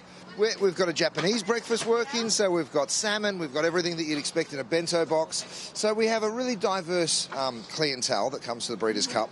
So, of course, we cater for everybody. Now, I really loved the fried chicken sandwich with, like, the little bit of gravy. That was this thing. Right over here. This is what I had yesterday for breakfast, and I'm trying to be better at my diet, but I'm not going to lie, I ate 2. That gravy is unreal. Isn't it so good? Well, you and me both. I had one for breakfast this morning.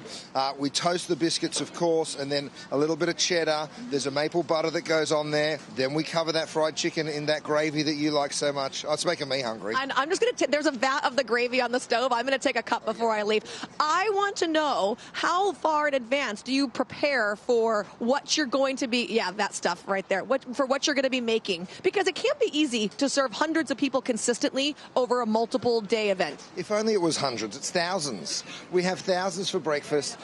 But you know what? We start prepping only a few days before it, believe it or not, because everything's fresh. We don't buy in frozen stuff. So Corey's our executive chef. He's back in the commissary getting that team ready. We're an army this weekend. We've got lots of people back in our kitchen, and of course lots here on track. Now, in addition to the breakfast marquee, you're serving food during the races as well, right? Absolutely, yeah. We've got full service meals. We've got buffets set up in different parts of the track. There's all sorts of stuff going on. Now, can you ask them, are they excited for the Breeders' Cup so they can get us a yes, chef? Guys, are you excited for the Breeders' Cup? Yes, yes, chef. Tati. Well done, Michelle. I think over under on the pieces of bacon that you've consumed over the course of this week. At least a tray of bacon. Has he pulled that out? This is pillow talk. You're not allowed to speak about this in public. Holly's not watching, is she? She watches Breakfast of the Breeders' Cup intently. Your lovely wife, Holly. Hi. Miss you, Holly. Lots of salads and fruit. That's it. Yeah. Salads and fruit, no steak. On piles of pancakes. No bacon. Big green juice guy, right? I love green juice. Yes, kale. What is that? What goes into it? Yeah. Kale. Is that what they call it? Look at that shot. Aiden's That's Army. Beautiful. With the sea on the other side. Great stuff here at Breakfast with the Breeders' Cup. Stay with us.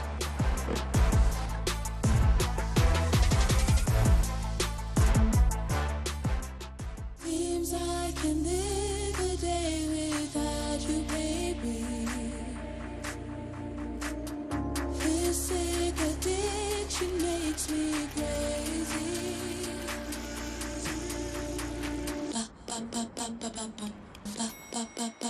ready to.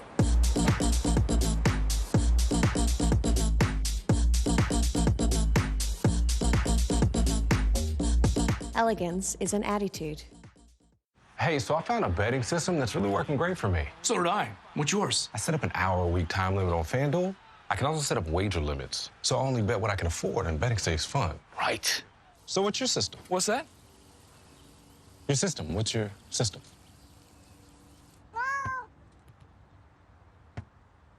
What is that? Every bettor has a system. Make FanDuel's responsible gaming tools a key part of yours.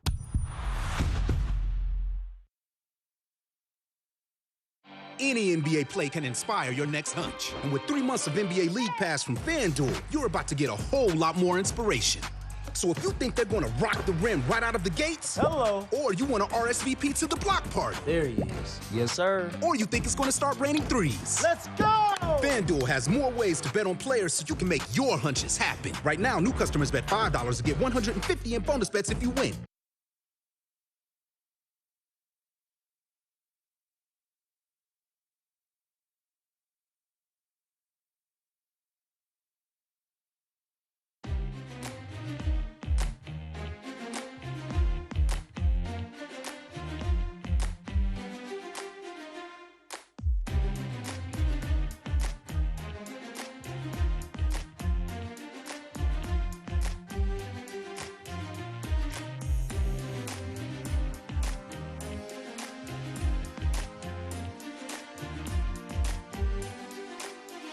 Breakfast at the Breeders' Cup is presented by Windstar Farm and by Phasic Tipton.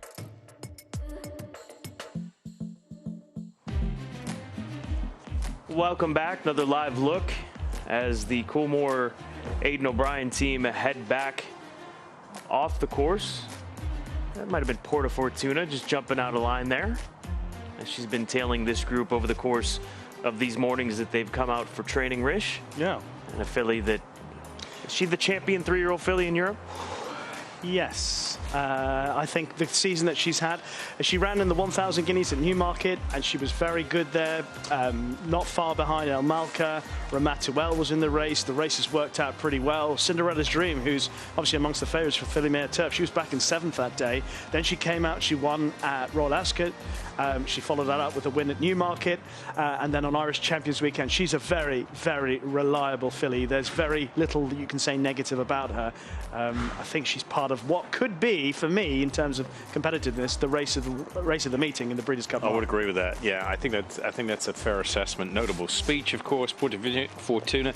I mean, she's won the best Grade 1 races at a mile for three-year-old and older fillies in the UK. Wouldn't you say? The Falmouth, the Coronation, and what was the last one? She won the Matron. On Irish Champions Weekend. She's just rock solid. Yeah. She travels kindly. She doesn't over-race and not keen.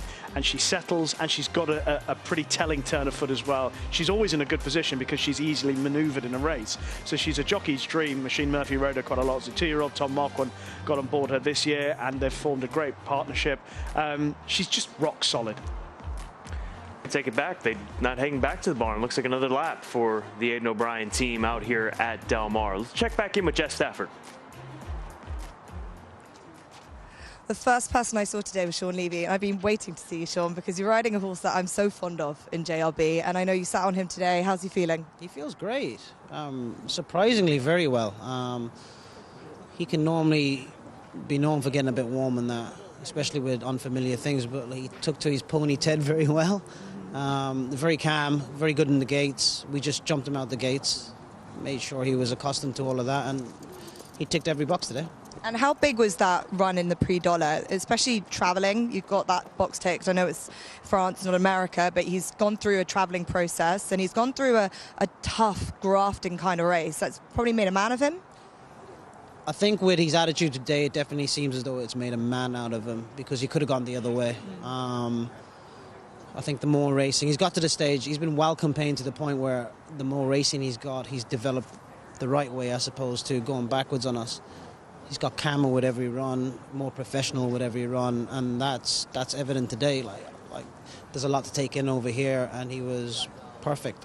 And he's a 3-year-old against a lot of older horses that maybe have had their best days, potentially, whereas your horse is improving. How do you read and look at the race as a whole?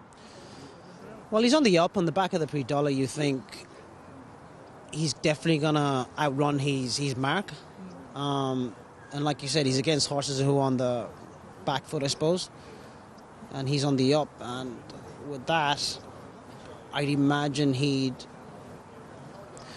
there's a lot of improvement you can find in him, I suppose. And not only that, he's got everything to suit on the day. Like, he's got a perfect draw in 5, got the right horses down his inside. You know, you could only imagine he'd run a massive race. And he seems quite versatile tactically, but I thought last time he showed that grit. He shows he loves to fight if a horse comes to challenge him, and that's what he'll need to use in this kind of race. No, hugely. We've kind of been able with him to kind of ride him as we read the race, which is a great thing with any horse. He's not one-dimensional by any means. You can sit him where you want. Like, he's done it loads of different ways. And I think that will hold him in good stead, you know, on a racetrack like this, because you're kind of, you can miss the break and be held to ride him in a completely different way. But I do know he's got that up his sleeve. Yeah, and Brian is being punchy. The words he's coming out with could be one of the best he's ever trained. You guys have worked so well together as a team as well. Do you feel like Brian has seen something a little bit more in him recently? Because those words I haven't heard him say until the last couple of weeks, that this horse is just thriving now and we might not even see the best of him until next year even. Yeah, no doubt he's 100% to say so, because obviously he sees him every single day and I see him from race to race, and I can notice how much he's developed and how much he's improved. And like I said today, he ticked a lot of boxes. And with that said, Brian's got form. Yeah. You know, he knows exactly what he's looking at and he knows what it takes. So. And for you, I know you've been to the Breeders' Cup, you've travelled with horses before, but this year has been a great year. You've got 2 classics under your belt. How important and special will the Breeders' Cup add to all of that? It's turned into every Saturday I've been able to have made a very good weekend of it, I suppose, and it's great to be given the opportunity to be here on this weekend. And look, Breeders' Cup is a big one for me. I've been coming to the Breeders' Cup since I was a claimer, you know, bringing horses with Coolmore and that, and love the atmosphere, always love the racing over here, and getting the opportunity is a massive thing, but a live chance like JRB, well, to get the winner would be a great one. And finally, your experience being, I think it was Florida earlier this year, do you think that's helped you, just knowing the pace of races in America, just giving you that little bit more experience being based out here? I think it was earlier this year? Yeah, I went to Gulfstream. I spent 3 months over there. I was mostly tied with Safi Joseph, who I wrote a lot of work, I suppose, for him, and he gave me a lot of opportunities on the day. But I learned plenty, yeah, no doubt. I think America's a funny one, right? Because it's very different to what we are used to at home, and it's not until you kind of like immersed in it, you find out how different it is, and there's no doubt having that experience is a benefit. Well, from the breeding team of JRB behind you, I've got a bit of a personal affiliation to JRB. We'll be rooting for you, Sean. All the best. Oh, fingers crossed. Thank you very much. Sean Levey, we appreciate the time there. JRB, his opportunity in the Breeders' Cup turf. Talking about America, it's a funny one. I would imagine he's talking not only about racing, but just America in general, and spending time in Florida. And that's the thing about coming to America.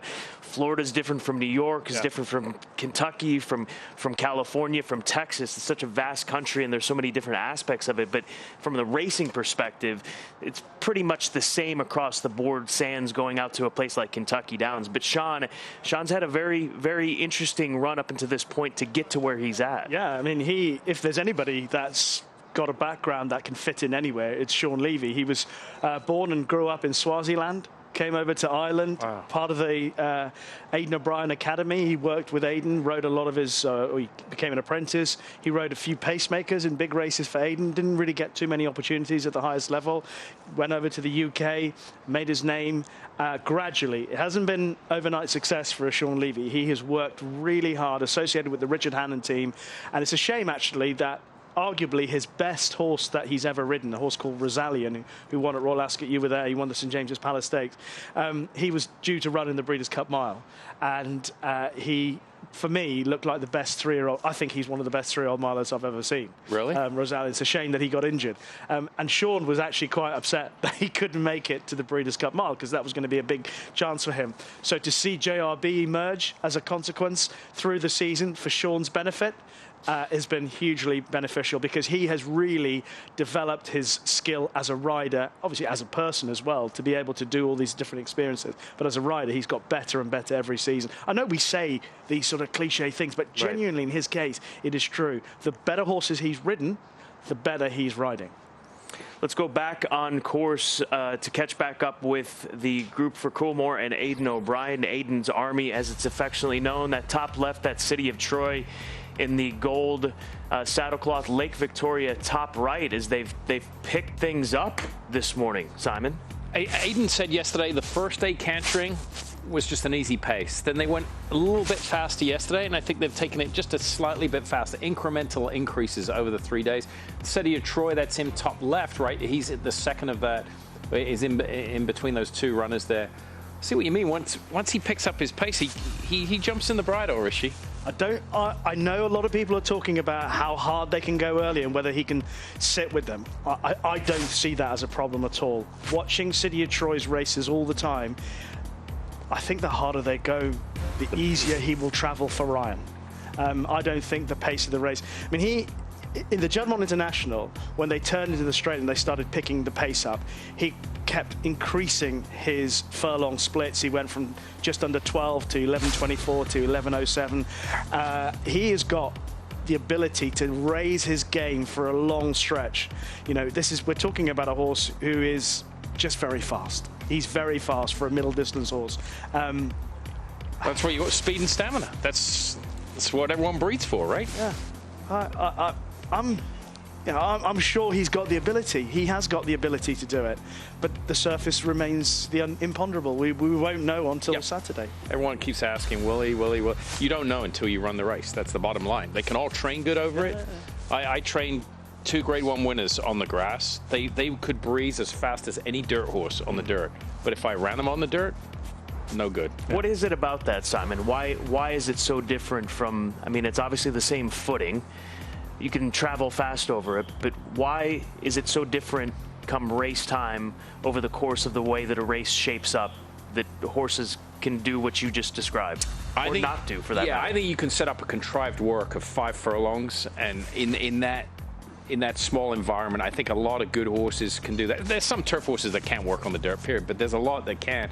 I think when you start running them, the pace, it's the kickback, and then when they're asked to come off the bridle, that's the big question mark, which you don't see in the morning. Horses are not good horses are typically not asked for their life in the morning, so you really don't know until you run them. With horses, I mean, all of us here will know, and most people watching this will know, that with horses, it's about being comfortable in a rhythm. Because obviously, if you're in your comfort zone, you can produce your best. Right. But occasionally, you have to come out of that comfort zone. And some horses, it's like all of us. You know, if we are out of our comfort zone, we struggle, and you can't deliver your best. But the best horses are the ones that can find their best out of what is their normal comfort zone. And I think that City of Troy has proven overall in his record that he can do that. What I don't know is whether he can do it on the different type of surface. We'll find out. And how's he going to be played? I'd love to see how the discussion will be as far as what is he going to actually go off as the favorite in this race on Saturday, for what that's worth come post time for the Breeders' Cup Classic. Let's check back in with Joaquin Jaime this morning. Well, trainer Brendan Walsh is looking for his first Breeders' Cup win in the FanDuel Breeders' Cup Juvenile. You have East Avenue, who's undefeated. He's a perfect 2 for 2. You and your horse have been out in California for quite some time. What have your eyes seen from his gallop so far here at Del Mar? He's done great, Joaquin. You know, as well as you would like a horse to do. It seems like he's been getting a little sharper every day, and tomorrow can't come soon enough. We know he's a star on the racetrack based off his replays and being undefeated in 2 for 2. When did he tip his hand to you in morning training that you thought, this guy could be pretty darn good? We were pretty well warned before he ever came into us, and listen, from day one, Joaquin, he's done everything right, you know, so he never really has a bad day, but straight away you could see the quality was there, you know. Did your heart drop at the post position draw when you heard his name in post 1 come up? Not really. I'm not too put out by it. You know, he's he's quick enough out of the gate. I'm a lot happier to have that post than have an outside post. So listen, it's not ideal, but hopefully he's got the speed to contend with it. And if he gets a good break in that, then we, hopefully we get a good trip. And if we do, then he should be thereabouts. He's going to be stepping out on the racetrack here coming up in just a little bit. What can we expect to see him do today out there on the main track? He's just going to gallop. He stood in the gate yesterday, so we'll back him up like we've been doing to the quarter pole and let him go a turn and a half, and that'll about do it from there. Appreciate it, Brendan. Good luck on Future Stars Friday. Thanks, Joaquin. Thank you. All right. Thank you. East Avenue morning line favorite for the Breeders' Cup Juvenile tomorrow here at Del Mar, as Godolphin will have a strong hand to play in both the Juvenile and Juvenile fillies with East Avenue and Immersive. Stay with us. Much more to come on Breakfast at the Breeders' Cup.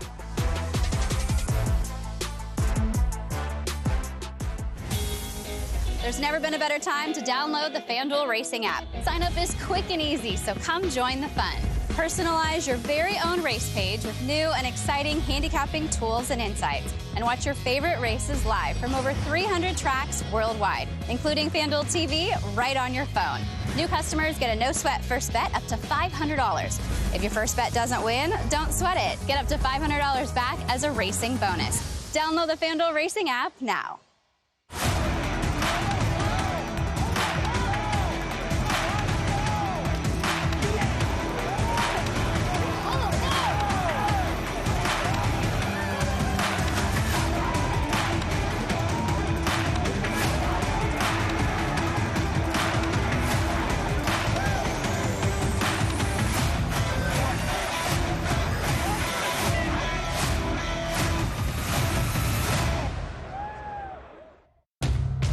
Douglas. I'm a writer, director, and I'm still working. In the kind of work that I do, you are surrounded by people who are all younger than you. I had to get help somewhere along the line to stay competitive. I discovered Prevagen. I started taking it, and after a period of time, my memory improved. It was a game changer for me. Prevagen, at stores everywhere without a prescription.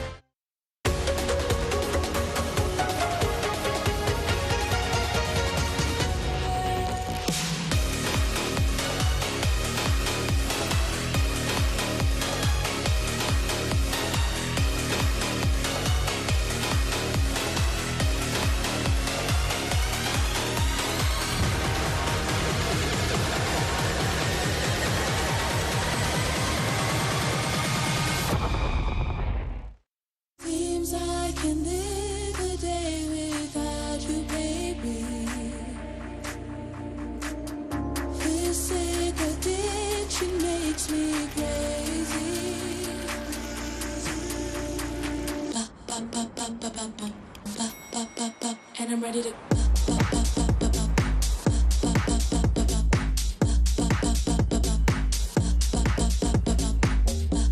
Elegance is an attitude. For centuries, the bond between horse and human has been forged in trust and hands-on care. Thoroughbred racing is combining that tradition with cutting-edge technology to raise our standards even higher. New investments in wearable biometrics, advanced imaging, and AI help optimize our safety programs. That opening quarter mile was a quick one. Every day, a commitment to improving their care. So win or lose, it's safety that runs first. To learn more, visit safetyrunsfirst.com. Well, two more guests that I've been looking forward to seeing, Billy Loughnane and George Bowie. And first of all, welcome to Del Mar, Billy. Great to be here. Great to have a couple of really good chances as well. How are you finding it so far? Yeah, had a nice spin around the track this morning. Great to get to know the place and really looking forward to two nice rides. You've obviously got Soprano, a horse that you know well. She had a very good run last time in. Do you think that's really set her up for another target like this today? Over on Saturday? Yeah, definitely. She was a little bit sort of inexperienced coming around the tight track, and I think she'll have definitely learned from that, and I think she'll stay the trip good, so fingers crossed. And George, this is a place that you know well. You've been here before in the past, and Cachet it was that came around for you. How important was it for you to find horses to come back to a Breeders' Cup? Yeah, it's great. Look, we had a great time out here, and great for the ownership group, Highclere, to have two horses out here, and bit unlucky possibly with Cachet the last time, and they're fillies who want fast ground, and they seem to be doing great out here. I think bringing Soprano to Keeneland and shipping over is, she's just changed so much. I haven't seen her for a few weeks, and Charles Edery's done a super job with her out here. So looking forward to seeing if she can get that extra couple of furlongs. Yeah, you've got two horses with two very different draws. I know not easy to see, one wide and one in the inside. First of all, Soprano for you, Billy, quite wide. Is that a concern for you? How do you feel you'll ride her? Obviously, you'd love to be drawn a little bit lower, but we've been dealt the hand we've got, and just see how she gets away from the gates and play it by ear from then on. And then Believing, we've been through this draw conversation with her for so many times now. She's in one, she's got an inside gate, but possibly a little bit too inside for the liking. Yeah, I think my description of it would be, if I was getting on the plane and she was drawn 12, I would have less of a positive outlook on the race. So, as Billy said, we're drawn the gates that we have, and Ryan's been watching my videos that I've been sending of her, and she jumped this morning. Billy rode her, and she jumped nicely. She's cleaner away from the gates with the blinkers on, and I just hope that the faster ground will allow her to grab that ground early. In Hong Kong and in France, when it was deep ground, it's even out there in Hong Kong it was slow. She couldn't just get that traction early, and I hope if she can hold her own for the first 150 yards, then she'll run a huge race. And how do you keep a horse like this ticking over for so many months throughout the year? She's been in training and she's been running so big. It's quite a training feat to make sure that she's at her peak even now. She's done very little work. She hasn't galloped since March, which is hard for anyone to imagine. And I just much rather she does it on the track than Holly Walker, who rides her every day, has done an amazing job, because she's not straightforward. Well, she is straightforward, but she just takes that knowing, and some days she doesn't even want to go out and train. She just takes very little work. She's a fast filly and got a super mind and just an incredibly sound filly. So lots more fun hopefully with her. Can you tell us a little bit more about that her not sometimes be too willing to come out? We saw her not coming out onto the track or refusing to come out yesterday. Would that concern you at all so close to the race, or was that something you're kind of used to with her and that we should sort of not worry too much about it? I was pretty concerned in April and May. She did it before she went and performed a sort of career best, and some days she'll walk out the barn and turn herself home. It's pretty extraordinary, but I think you just kind of have to leave her to it.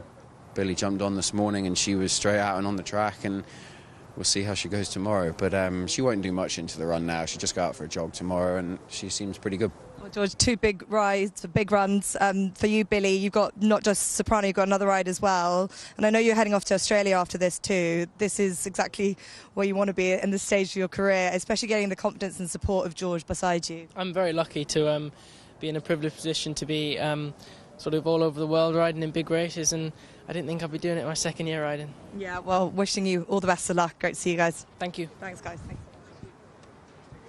George, Billy, Jess, thank you so much. Talking about Soprano and then Believing. She hasn't galloped since March. That's insane. That is insane to think about that. Just simply does what she wants and runs fast when she needs to. It works. It works. And why, if something works, why change it? I mean, she's been terrific. Exactly. Draws post 1 in the Breeders' Cup Turf Sprint on Saturday. Let's check once again back in with Michelle Yu. So happy right now to be joined by Kenny McPeek, fresh off of his victory last night at the National Turf Riders and Broadcasters Award. I mean, the award that you got, that typifies the spirit of racing. I felt like, especially when you got up there, it was just so poignant what you had to say to us and the advice that your mother gave. Could you maybe just kind of recap that for us?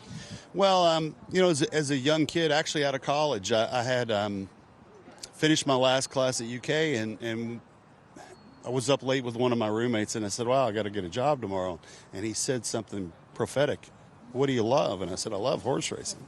I've always loved horse racing. And he says, well, good, do it. I'm going to bed. It was like 4 a.m. But anyway, and when I went to work on the racetrack, my mother was like, you're doing what? Mm-hmm. And I said, well, Mom, yeah. He said, but you got a degree. Why are you doing that? I said, well, I like it.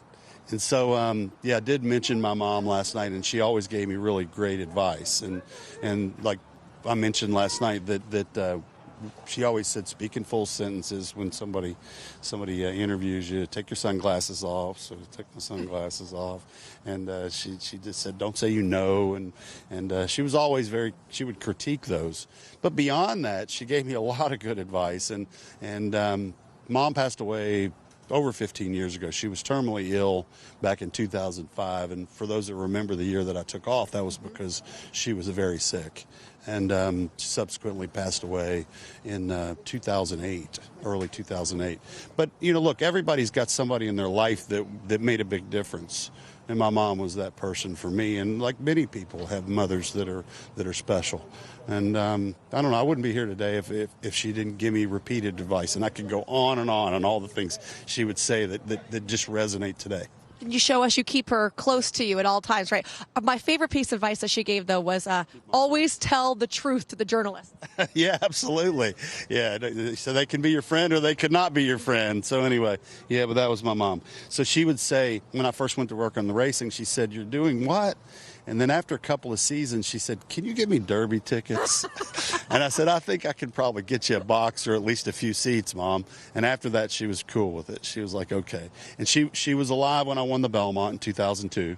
And then she's, just still just in my head, it's what would Mom say? What would Mom do? She would love to be here now. I know. She'd be so proud of you for last night as well. Now, we got a little heavy. I want to get a little light. Yeah. I saw Andy and Danny arm wrestling this week. Did you see that? No, I didn't. Oh, yeah. Okay, so they arm wrestled earlier this week. Who won? I think that Andy technically put his hand down, but I don't think Danny was trying. I want to do something with you, though. He's pretty strong. How about you and I thumb wrestle? I don't know if we want to do that or not. Ready? I don't think you could do that. Oh my gosh, Kenny's hand is so big. Wait, you have to wait.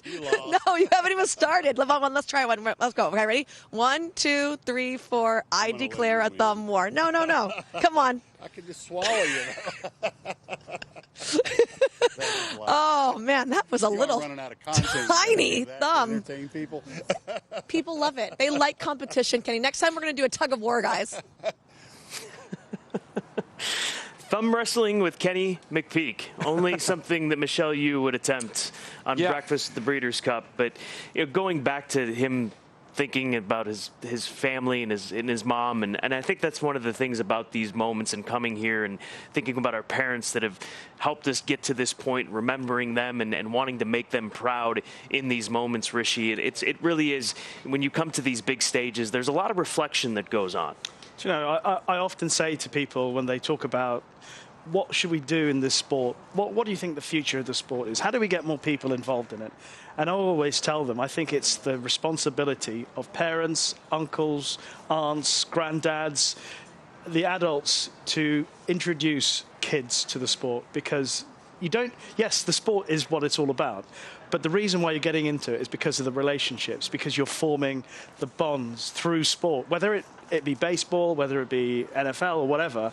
And I got into racing because of the relationship with my father. Obviously it's the same for you. And it's that ability to form a closer relationship with your adult, whether it's a father or an uncle or a mother or a grandmother or whatever, that's what sets you up for life. And that's where the future, that's what I'd love to see more people do, get their kids involved in racing. I would never have been exposed to racing. My dad owned a lot of horses in Newmarket in England when I was growing up, and if he hadn't owned those, I would never have gone to the races.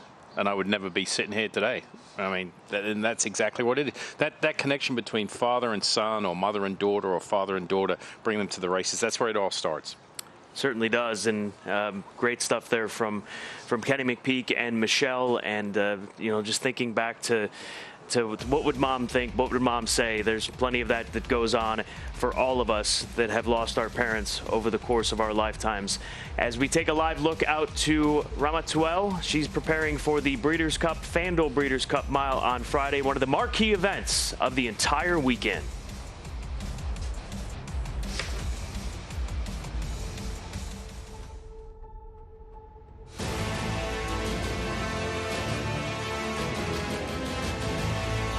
They come on for the finish in the Pilgrim Stakes. Annapolis by a head. It is Annapolis in front. It is Annapolis to win the Coolmore Turf Mile.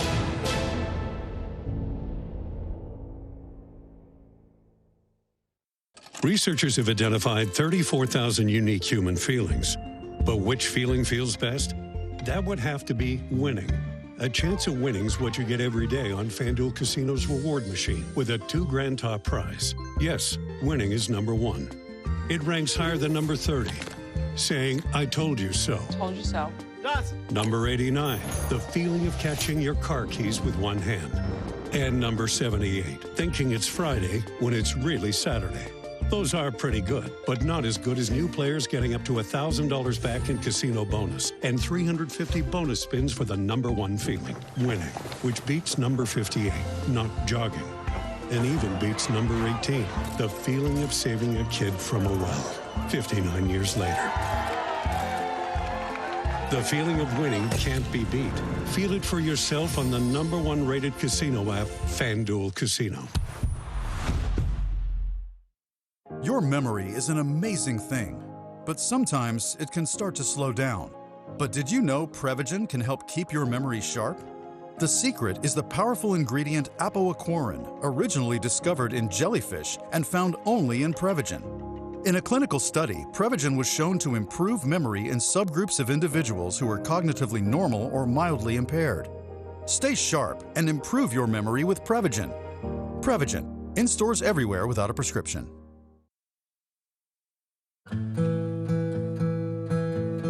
It's important to have a connection with the horse because you want to step on the track and try to read his mind, try to communicate as much as you can with the horse. Here, to ride the horse around the track, you need to make a connection with your horse and get a rapport with them because there's a lot going on and I think you need to get a relationship with them. And you really get to feel how powerful those animals are. And the thrill of it is just, love. It's the only reason I do it. I mean, there are plenty of jobs where you can make more money or have a better schedule or whatever, but it's the only thing I want to do.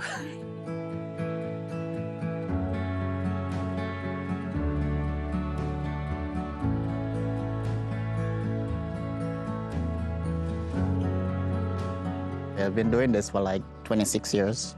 I broke my leg and somebody told me, don't quit. These horses hold you something. And so I've always been around horses since that. Hasta tenía 18 años, empecé yo a gruñar y a juguear. Me gustan mucho los caballos y me encanta. Cada vez que veo una carrera o que los caballos saliendo del gate, siempre le pido a Papi Dios que se hagan todos los caballos bien y los jockeys también. I've been working for Steve for 21 years. I want to try to do my best. It doesn't matter what kind of horse you put me on. It's just a skill that you have and quick thinking of and pay attention to what he's doing because you can know when a horse is going to do something by their hairs. Yeah, so you pay attention. Una rutina más que todo y ser uno responsable. Yo vengo a las 4 de la mañana y empiezo a trabajar, a limpiar todo lo que es los establos. Ya para cuando ellos van a la pista, pues ya ya todo limpio ya para empezar a trabajar con ellos. Getting on a horse that's going into a big race like that, the Breeders' Cup, I mean, it's so exciting. Like, there's times that I'll think about it, I almost want to cry about it, because it's tears of joy. Arthur just like a baby. He likes to play. He likes to eat his carrots. If I call him, he looks up at me. And he's special. Fierceness es muy cariñoso, inteligente. Y él sabe, cuando él va ya para la pista, él se pone tranquilo. Él sabe lo que va a hacer en la pista. I love racing and I love everything about what we do, but I just really love horses. It's fun just to be in the barn and just to see them grow and learn and be successful. I just feel incredibly lucky to be in the industry. It's a labor of love. I think that's what it's all about. It's being involved with these horses. This job is no days off. And if you love it, you're gonna do it. I wanna do this as long as I can. I just love racing. I love the horses. I don't know what to do, anything else. We love our horses, and we take care of our horses. They are our hearts.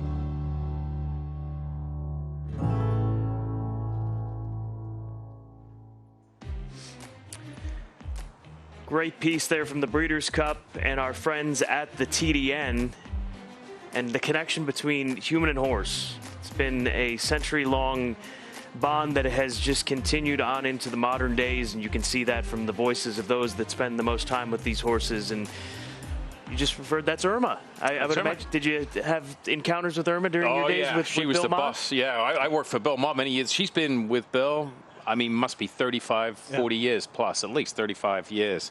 So she's been a mainstay there. She's helped him out on the barn, at the house. But yeah, I was scared of Irma. I was scared of Irma. I did what Irma told me to do. Let's check in with Christina Blacker for more on how it goes, what goes into getting this Breeders' Cup World Championship set up from a media perspective each and every year.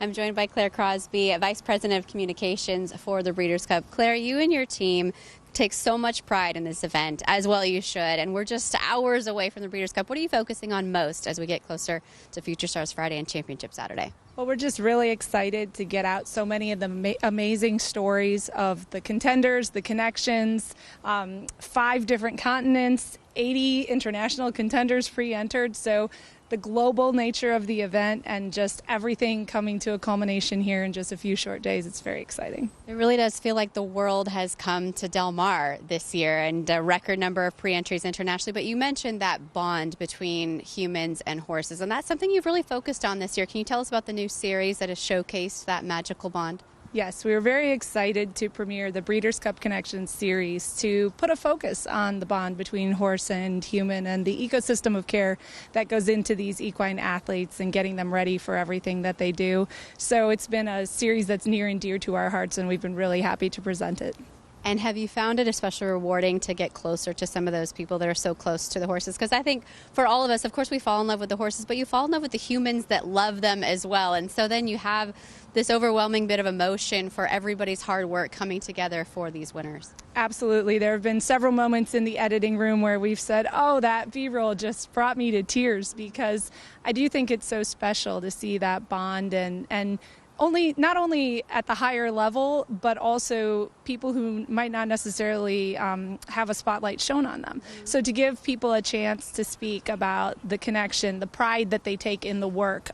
This isn't easy work that is done. Several times you'll hear somebody say, well, I get up at 4 a.m. and I go to the racetrack, and it's hands-on, and it's decades and decades of experience, and it's a skill that trainers rely on, whether it's an exercise rider or a groom. And so to be able to emphasize that and to give people some recognition for the work that they do with these amazing horses has been really special. Well, Claire, thank you for your time, for telling these stories this year, and for all the work that we know you've been putting in for a full year to get to Breeders' Cup. We're looking forward to it. We're very excited, and thank you for the coverage. Claire Crosby, VP of Communications for the Breeders' Cup. It's a world's event. I mean, that's really what it is. I mean, you consider the folks that come in, the organization of getting people here, organizing the media, organizing credentials. There's a lot of work, the hours that goes in, the months, the year that it's going to take from once we wrap up on Saturday to get it revved up again for next year to come back here at Del Mar. It really is a long process, and we appreciate the time there with Claire Crosby, because these are very busy times leading up to the 2-day event. Yeah, I mean, they transformed this place. This track looks nothing like it did 4 months ago when we were here for the summer meet. So they come in, turn it upside down, at least with back-to-back years, the template's in place. So they do a tremendous job, the Breeders' Cup. We'll take another break here on Breakfast at the Breeders' Cup. Chad Brown, he's got a strong hand to play. Raging Sea, can she dethrone Thorpedo Anna in the Distaff? Ways and means she'll be awful tough. Likely favorite for the filly and mare sprint on Saturday. Union Rags, a proven sire with 6 Grade 1 winners. He has 3 Grade 1 winning juveniles, including Dancing Rags, Union Strike, and standout older horses like Express Train and Paradise Woods. His success continues with recent graded stakes winner Circle of Trust and multiple graded stakes winner and Grade 1 winner Power Squeeze. Union Rags, a proven Grade 1 sire, standing at Lane's End. Any NBA play can inspire your next hunch. And with 3 months of NBA League Pass from FanDuel, you're about to get a whole lot more inspiration. So if you think they're going to rock the rim right out of the gates, hello, or you want to RSVP to the block party, there he is. Yes, sir. or you think it's going to start raining threes. Let's go! FanDuel has more ways to bet on players so you can make your hunches happen. Right now, new customers bet $5 to get $150 in bonus bets if you win. Plus, all customers get 3 months of NBA League Pass on us. FanDuel, America's #1 sportsbook. Hey, so I found a betting system that's really working great for me. So did I. What's yours? I set up an hour-a-week time limit on FanDuel. I can also set up wager limits, so I only bet what I can afford, and betting stays fun. Right. So what's your system? What's that? Your system. What's your system?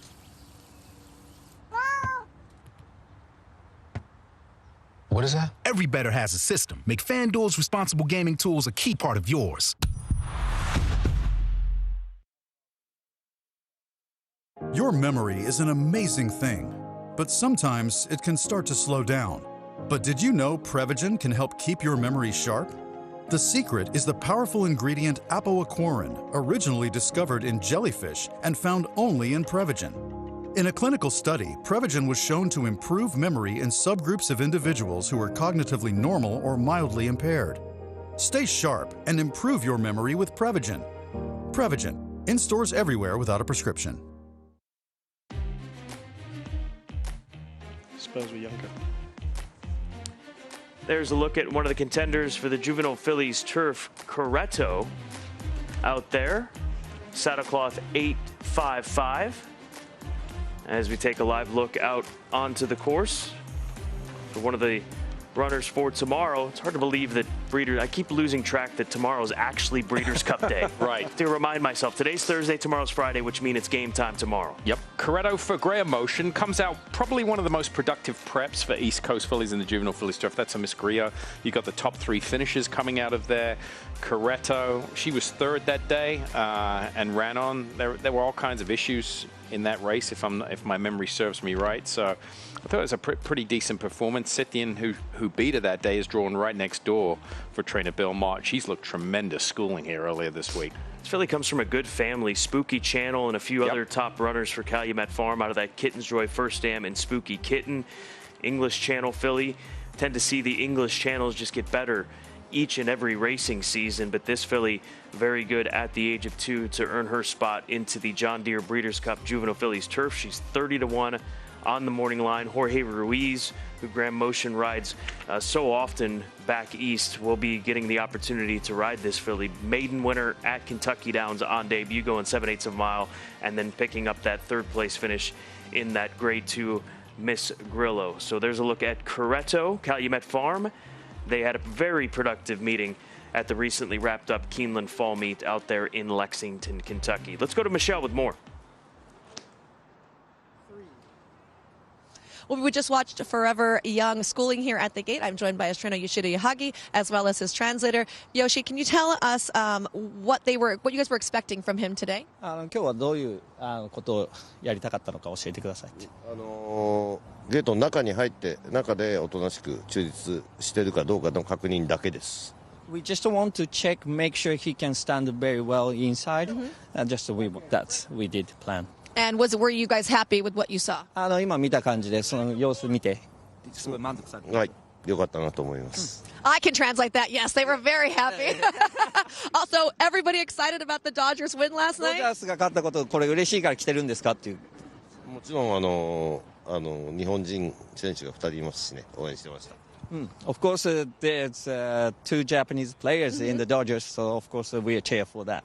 We had a great Del Mar last time that the Japanese came down here. Does he feel like it's going to be as good of a year? 3年前日本でここで素晴らしい結果が出ましたけど、あれぐらいの結果を予想してますか？残念ながら今年は1つしか勝てないんで、その点は残念です。Unfortunately, only I can win 1 race, so no double. So. Does he have a great hat picked? That was my final question. 帽子もあるですね。おしゃれな帽子をやるんですか？はい、そのつもりです。Yes, he will wear something special hat too. Something special. And Mike Joyce, he says hands off. That's going to be his hat, all right? Yoshida Yahagi, he's one of the stars on the Japanese front on the training side of things. And did Mike just steal the week with that segment? 150, yeah. I mean, that was almost better than Mike Overown showing up.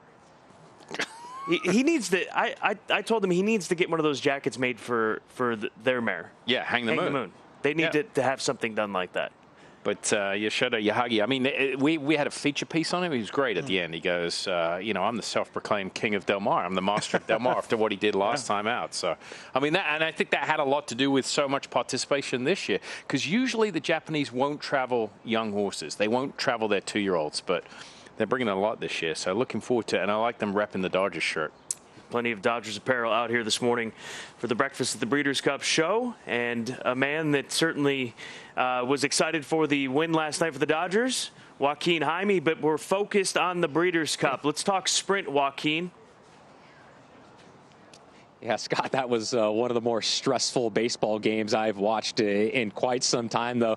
And yeah, Scott, we're going to turn our attention to the Breeders' Cup Sprint Division and Straight No Chaser for trainer Dan Blacker and the My Racehorse team. Look, you go back a year ago, Straight No Chaser, he won the Maryland Sprint, put up a 107 Beyer speed figure. He crushed that day. In that performance, he showed that he was going to be a force in the Breeders' Cup Sprint Division. Now, look, that year it just didn't work out. He had an injury. He went to the sidelines, but now coming in off a victory in the Santa Anita Sprint Championship, he showed that he is back. Now, when you look at the 40 winners of the Breeders' Cup Sprint, only three have won the Breeders' Cup Sprint with 3 or fewer starts in the racing season. Here they are. Dreyfong, 2016. He was 3 for 3 going into the sprint.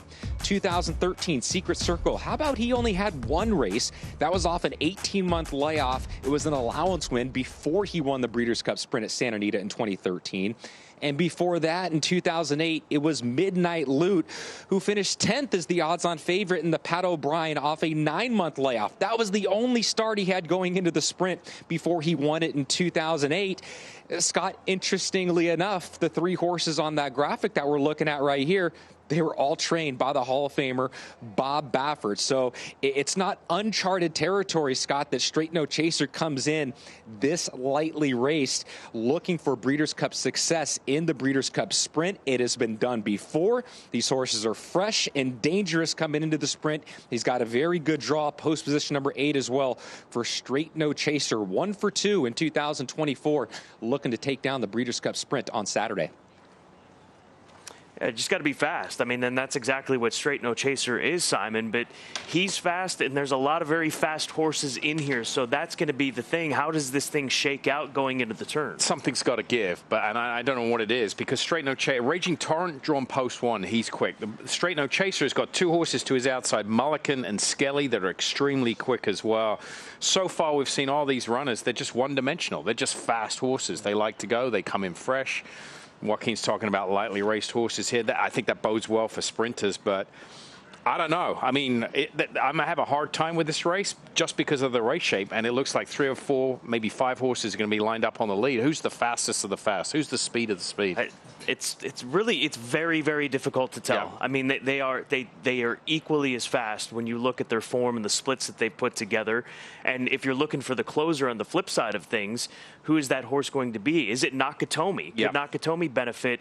I mean, that race at Keeneland Racecourse in the Stolkeen and Ogden Phoenix on opening weekend, on opening day, the track was so fast, and he was able to make some progress over the course of that run. And we saw him run a big race with a fast pace in the Breeders' Cup last year. Yeah, I mean, he's the horse that's probably got the best credentials that could sit off the leaders and kind of be the beneficiary of a pace meltdown, which he would be, and I think he's been in those circumstances before. I mean, sometimes, Scott, we've seen all these horses one-dimensional, but, if 3 or 4 line up, maybe the competition they've been running against, they're just faster. Maybe they'll show the ability to sit second and third and finish a race off. Watch out for Gun Pilot, 20-1. He could be one that could show something on Saturday as far as the pace scenario is concerned. Here's Warlike Goddess for George Kokorian, a mare that is going to be competing against her own sex in the filly and mare turf, and she's no stranger to beating the boys. She's beat up on them several times over the last couple of years. We'll take another break this morning on Breakfast with the Breeders' Cup as we're down to the last 40 minutes of the program.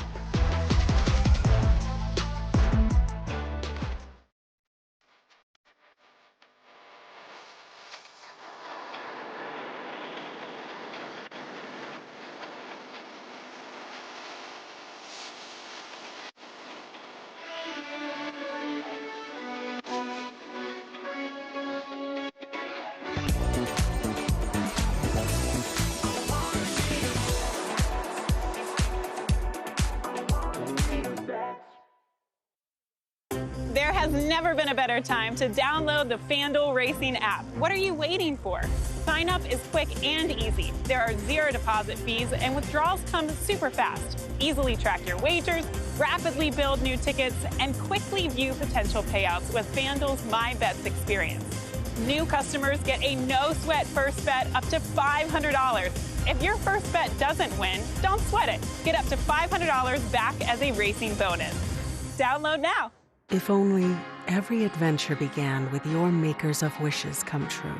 If only they anticipated every aspect of your imagination. They would remind you that surprises are for the child in all of us. Help you celebrate successes and ensure all your milestones are absolutely unforgettable. What if only was possible? It is with only NetJets. You just have to get in the seat of a John Deere 1 Series tractor. Not because of how easy it is to use, or because of our expert dealers. Not even because it has implements for every job. You just have to get in the seat because breaking ground on your dream home feels pretty great. John Deere is proud to be the official partner of the Breeders' Cup World Championships. Seems I can live a day without you, baby. This sick addiction makes me crazy. Ba, ba, ba, ba, ba, ba, ba, ba, ba, ba, ba, and I'm ready to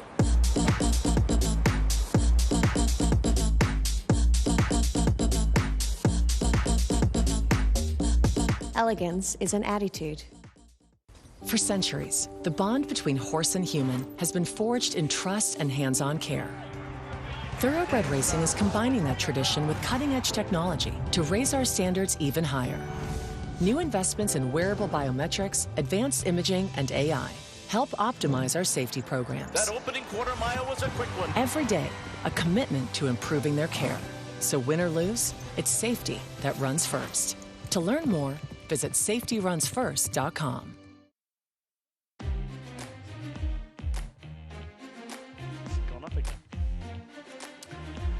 Welcome back to Breakfast at the Breeders' Cup, as we will start to preview these marquee races on Friday and taking a look at the FanDuel Breeders' Cup Juvenile presented by the Thoroughbred Aftercare Alliance.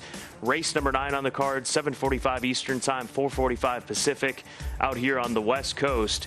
And East Avenue, Chancer McPatrick, Jonathan's Way lead the way as far as the form coming into this race. And East Avenue, Simon, as we heard from Brendan Walsh earlier this morning, has been brilliant since they arrived to him. They were tipped off by the team at Godolphin. It's a vast team. They sort through these horses very well. He was a very forward horse, and we saw it in start 2 of his career, taking the Grade 1 Claiborne Breeders' Fraternity, where he absolutely dominated. I mean, he's done all the things. You know, Rishi was talking about horses getting out of comfort zones. This is a young horse who went from a 6 furlong maiden race at Ellis Park to a 2-turn Grade 1 event at Keeneland. That's a very tough thing to do. He went to Ellis Park by design. Ellis Park, I mean, most people think a horse like this should debut at Saratoga Del Mar. He took him there because he wanted to have an easy introduction. And you do that, you can do that with a good horse. When you know, it doesn't matter what the purse money is, you know you're going to make it up down the line. This horse, I mean, he looks like, I hate to use cliches, but he's a man among boys physically. He's just a complete standout to me. Can I just briefly ask you both, I've watched that race at Keeneland. Early part of the race, it looked like they were going quite hard, and I was watching the race without any preconceived notions, thinking, well, it would be arguable if he sort of folded up a little bit. But actually, he seemed to increase his dominance over his rivals the further they went. He's impressive in every stride he takes. You just should have seen Tyler Gaffleon pulling him up past the wire. Yeah. No joke. I mean, he was even further out in front of him. This horse is the real deal. Now, Jonathan's Way, he captured a lot of folks' attention with his win in the Grade 3 Iroquois. He earned a 90 Beyer speed figure.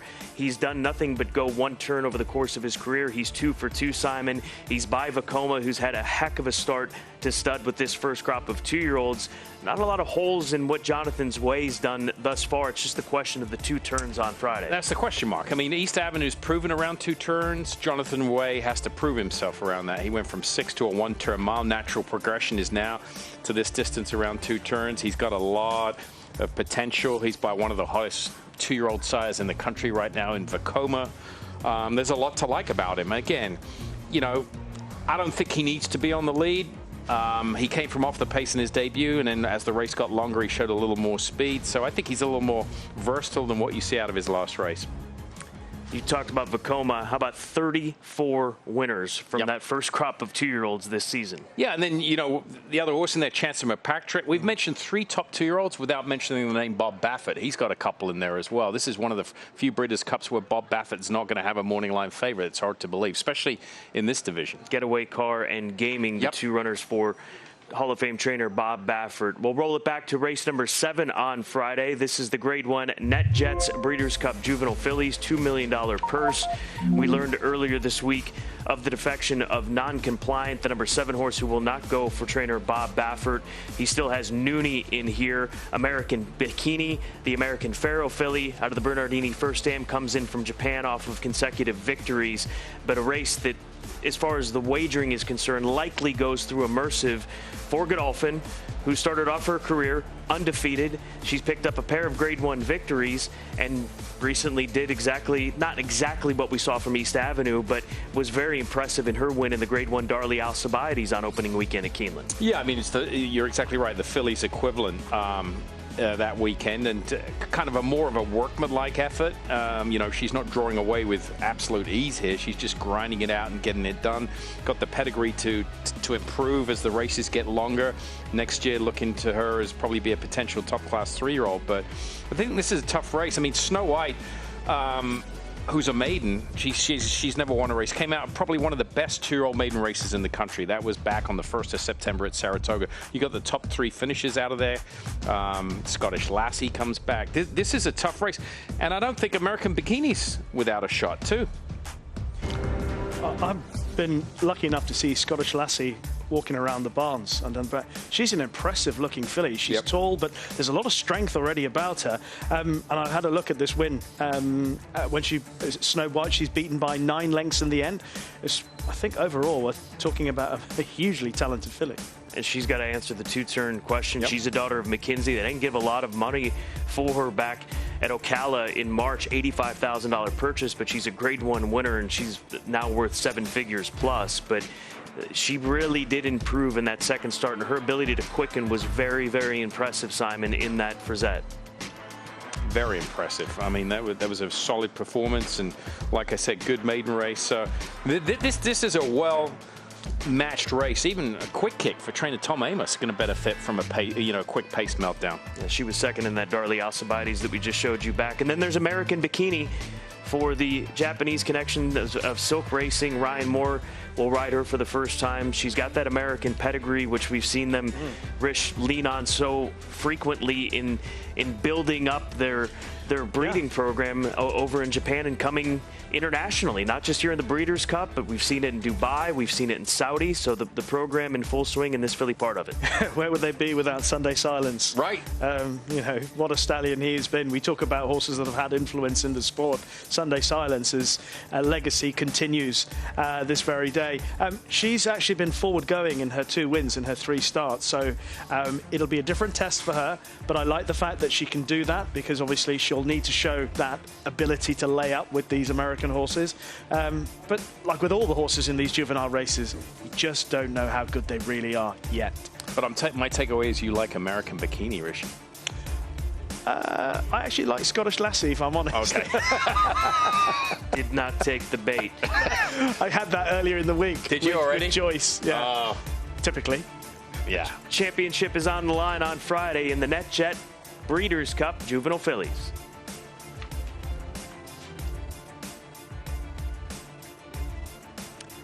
Let's check back in with Joaquin. Mike Rapoli has 2 horses in the Breeders' Cup this year at Del Mar. They happen to be brothers with Menti and Fierceness. We'll start with the little brother Menti, who's going to be running in the Juvenile turf. He's coming off a victory in his turf debut.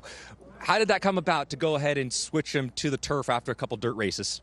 You know, City of Light has thrown as many turf horses as he has dirt horses. And, you know, Todd and I always joked about Fierceness, like, you know what, how do you think he would do on the turf? He said he would love the turf, like, but, you know, keeps winning on the dirt. But so when Menti broke the track record going 5 furlongs, he actually had an issue that could have been serious, but thank God Todd was on top of it. And we ran him in the hopeful, and he had the lead and he got tired. And we weren't sure if he was needed a race after that little comeback that he needed. But, you know, we said, let's try him on the turf.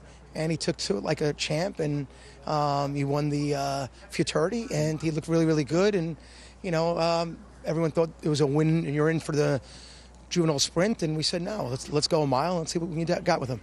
The issue you're talking about, I think I remember it. Didn't he have a temperature? He missed the Sanford, had like 102 temperature or something like that? No, he had a temperature, but then he stepped on something in the stall. And it was an early stage of laminitis. Oh, my goodness. So we sent him to the clinic for a full week, and I'll give a lot of credit to Danielle Bricker, who's my racing assistant, and she basically stayed in the stall for about 7 days. We brought him back 5 weeks. We ran him the hopeful, and he got the lead. So listen, maybe he was just not fit enough, but you know, listen, we'll see what he does here, but don't be surprised if you see him back going turf, dirt. We're going to try some different things with him. All right, from little brother to older brother now, let's go to the Breeders' Cup Classic and Fierceness. Coming off back-to-back graded stakes wins. He's actually never won back-to-back races in his career. Jim Dandy to the Travers Stakes. Your takeaway on those 2 victories?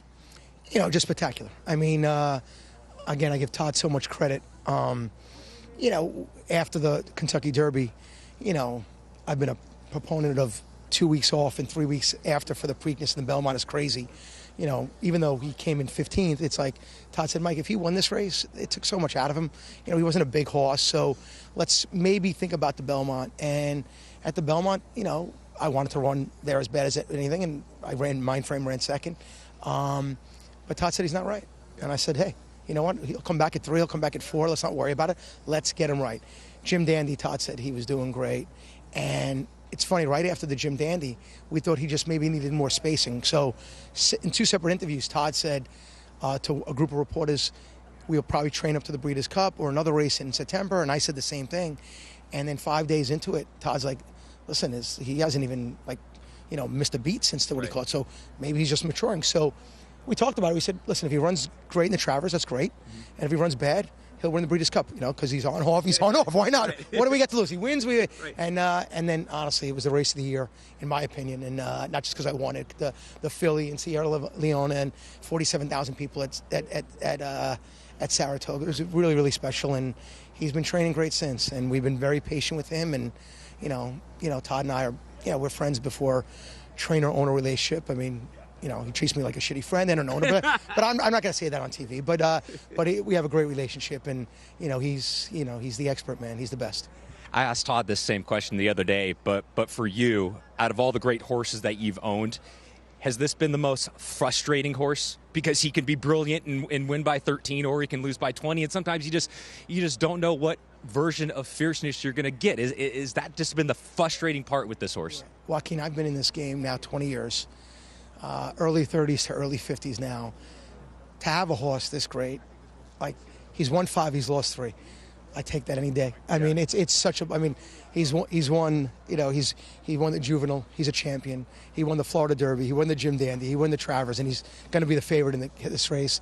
You know what? Losses happen. I think if he lost by 3 heads, people would say, "Oh, well, he ran great." Again, you see, I'd rather be 7th by 20 than 2nd by a head. So he's doing everything I want him to do. All right, let's test your Breeders' Cup history here. How many horses have won the FanDuel Breeders' Cup Juvenile and the Breeders' Cup Classic? Just one, Fierceness. Wow. Add that on Monday. We'll put that. Nobody's ever done it. Nobody's ever done it, and right? Have they? No. And I know that we're here for something historic. And if he wins this race, I always said Uncle Mo is the greatest horse I've ever owned, and I could be in racing for 200 years, and I'll never own a horse as brilliant as Uncle Mo. If Fierceness wins the Classic, I'm going to have to change that to Fierceness. I certainly can't wait for that on Saturday. We still have some time to kill. So what does Mike Repoli do in the meantime between Future Stars Friday and Breeders' Cup Saturday? I go to dinner. We find a good restaurant. I get the wine list. I order good wine. Yeah. And a little Vino Rosso, which was my other classic winner in 2019. You know, listen, it's first of all, he's doing great. And the second thing is, you know, I've been here now where I get the anxiety and the nervousness because I care about the horse and I care about Todd and I care about Johnny and the barn that works so hard. But and I care about the horse's reputation and, you know, what you just told me, this roller coaster highs and lows. And, you know, we've seen brilliant races out of him. I'm enjoying it, man. At 55, you know, my daughter Joy will be here. She chose Halloween in Florida instead of Daddy today, but that's okay. You know, so she'll be here tonight and she'll be here tomorrow with me and my wife Maria. So, I mean, I got, you know, 10 of my friends and nieces and nephews behind me. It's how special is this, man? I'm blessed. It's very special, very blessed. How's social media? Are you staying out of trouble on social media right now? If you're staying out of trouble on social media, then you should be on it. You know, no. Listen, I can't stand social media, and you know, the only reason why I decided to do it in horse racing was I wanted people to be vocal, and not just people that, you know, aren't by a name, but I know that people read it. I know people see it. I know people read it. When I go through here already, I mean, there's a lot of people that are like appreciate someone, you know, in a position that can call out the sport for some of the things that we all think are very obvious. Mm-hmm. This is a great sport when we do it wrong. Can you imagine how great it can be when we do it right? And honestly, I'm 55. I started going to the track when I was 13. You know, how old are you, Joaquin? Can I ask? 41. 41. I'm doing this for everybody under the age of 41 and under. So you just made the cut, by the way, right? But this is about the next generation. This isn't about me. Like my daughter loves this so much. I want her to do this for 40 years. But if I don't love it, and then she doesn't love it. So, listen, Pat Cummings and the NTA has done a great job. Really, it's just about me setting up meetings with the biggest key, you know, executives in racing and putting them together. I'm going to have a meeting within the next 2 or 3 months. And if you name the top 10 executives, I'm going to get them all in one room, and great stuff will happen when you get everybody in one room. We'll certainly can't wait for an update on that. Mike, thanks so much for joining us here on FanDuel and Breakfast at the Breeders' Cup. Good luck on Friday and Saturday here at Del Mar. If you can address me as the commissioner, I would appreciate it, though, Joaquin, okay? Commissioner, good luck. Thank you. I appreciate it. Self-appointed. Someone's got to take the bull by the horns and just try and do something. You know what? The thing about Mike Repoli is he has a platform, right? He has the platform, and he is utilizing it. He's not just he's trying to bring change to make the sport a better place for the future generations to come, and you got to applaud him for that, whether you agree or disagree, and that's part of it. You talked about this on the City of Troy front. You either agree with City of Troy in the Breeders' Cup Classic or you don't, and that's what this is all about. So for Mike Repoli, he knows how to stir things up, and that's something that he is here to do, and he's got the platform to utilize it. People get remembered for having an opinion, not for sitting on the fence. Right. That's exactly right. Okay, come with an opinion or don't come at all. What irks some people is his delivery and the way he puts it out there, which I have no problem with. He's got some great ideas. I mean, look, it's better than trying nothing, which is everybody just sits on their hands and complains. At least do something. What's your opinion of Emily Upjohn? Let's get back to opinions of these horses. Breeders' Cup Turf, back with Frankie. We talked to Frankie. We talked to John Gosden. Can she bring it again? I genuinely think she can. I've looked through her form with a fine-tooth comb this season and since Frankie last won on her, which is her last win, which came in the Coronation Cup at Epsom back in 2023. And there are reasons for believing that she just hasn't quite been able to deliver her absolute best, yet she's run very close to it on a couple of occasions. She's had 2 defeats, one in France and one in Ireland this year at the hands of Blue Stocking. Blue Stocking, were she lining up for this race on the weekend, the Breeders' Cup Turf, Blue Stocking would be a very short price. Right. Arc winner. And Emily Upjohn had Blue Stocking beat in the Pretty Polly in Ireland, and then in the soft ground she got caught out in it last time in France. having Frankie back on board, I think, is a huge benefit to her. He gets on so well with his lighter touch. You know, you were chatting to him yesterday, and he spoke, Scott, about how they're going to do a little bit more, make sure she switches leads. It's nice to see her doing it correctly today. Yep. And the firmer the ground, the better, right? She loves fast ground. Yeah. It's a history. These conditions, because I thought when she had 2 entries for the turf and for the filly and mare turf, and I immediately thought to myself, oh, she should go for the turf because, sorry, the filly and mare turf, that looks an easy goal for her to take. But John Gosden believes this trip on this track over this distance of ground, this firm, fast ground, is exactly what she needs, and I can see why they've done that. She'll be competing in the Loughnane Breeders' Cup Turf, which we will preview, along with the Breeders' Cup Classic and the Distaff right after the break.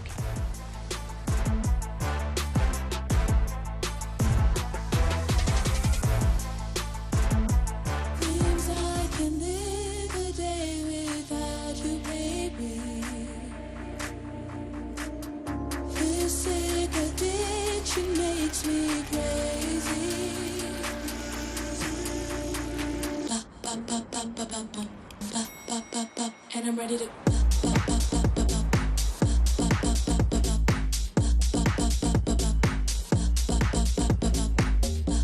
Elegance is an attitude. Researchers have identified 34,000 unique human feelings. But which feeling feels best?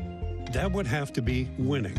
A chance of winning's what you get every day on FanDuel Casino's reward machine with a $2,000 top prize. Yes, winning is number 1.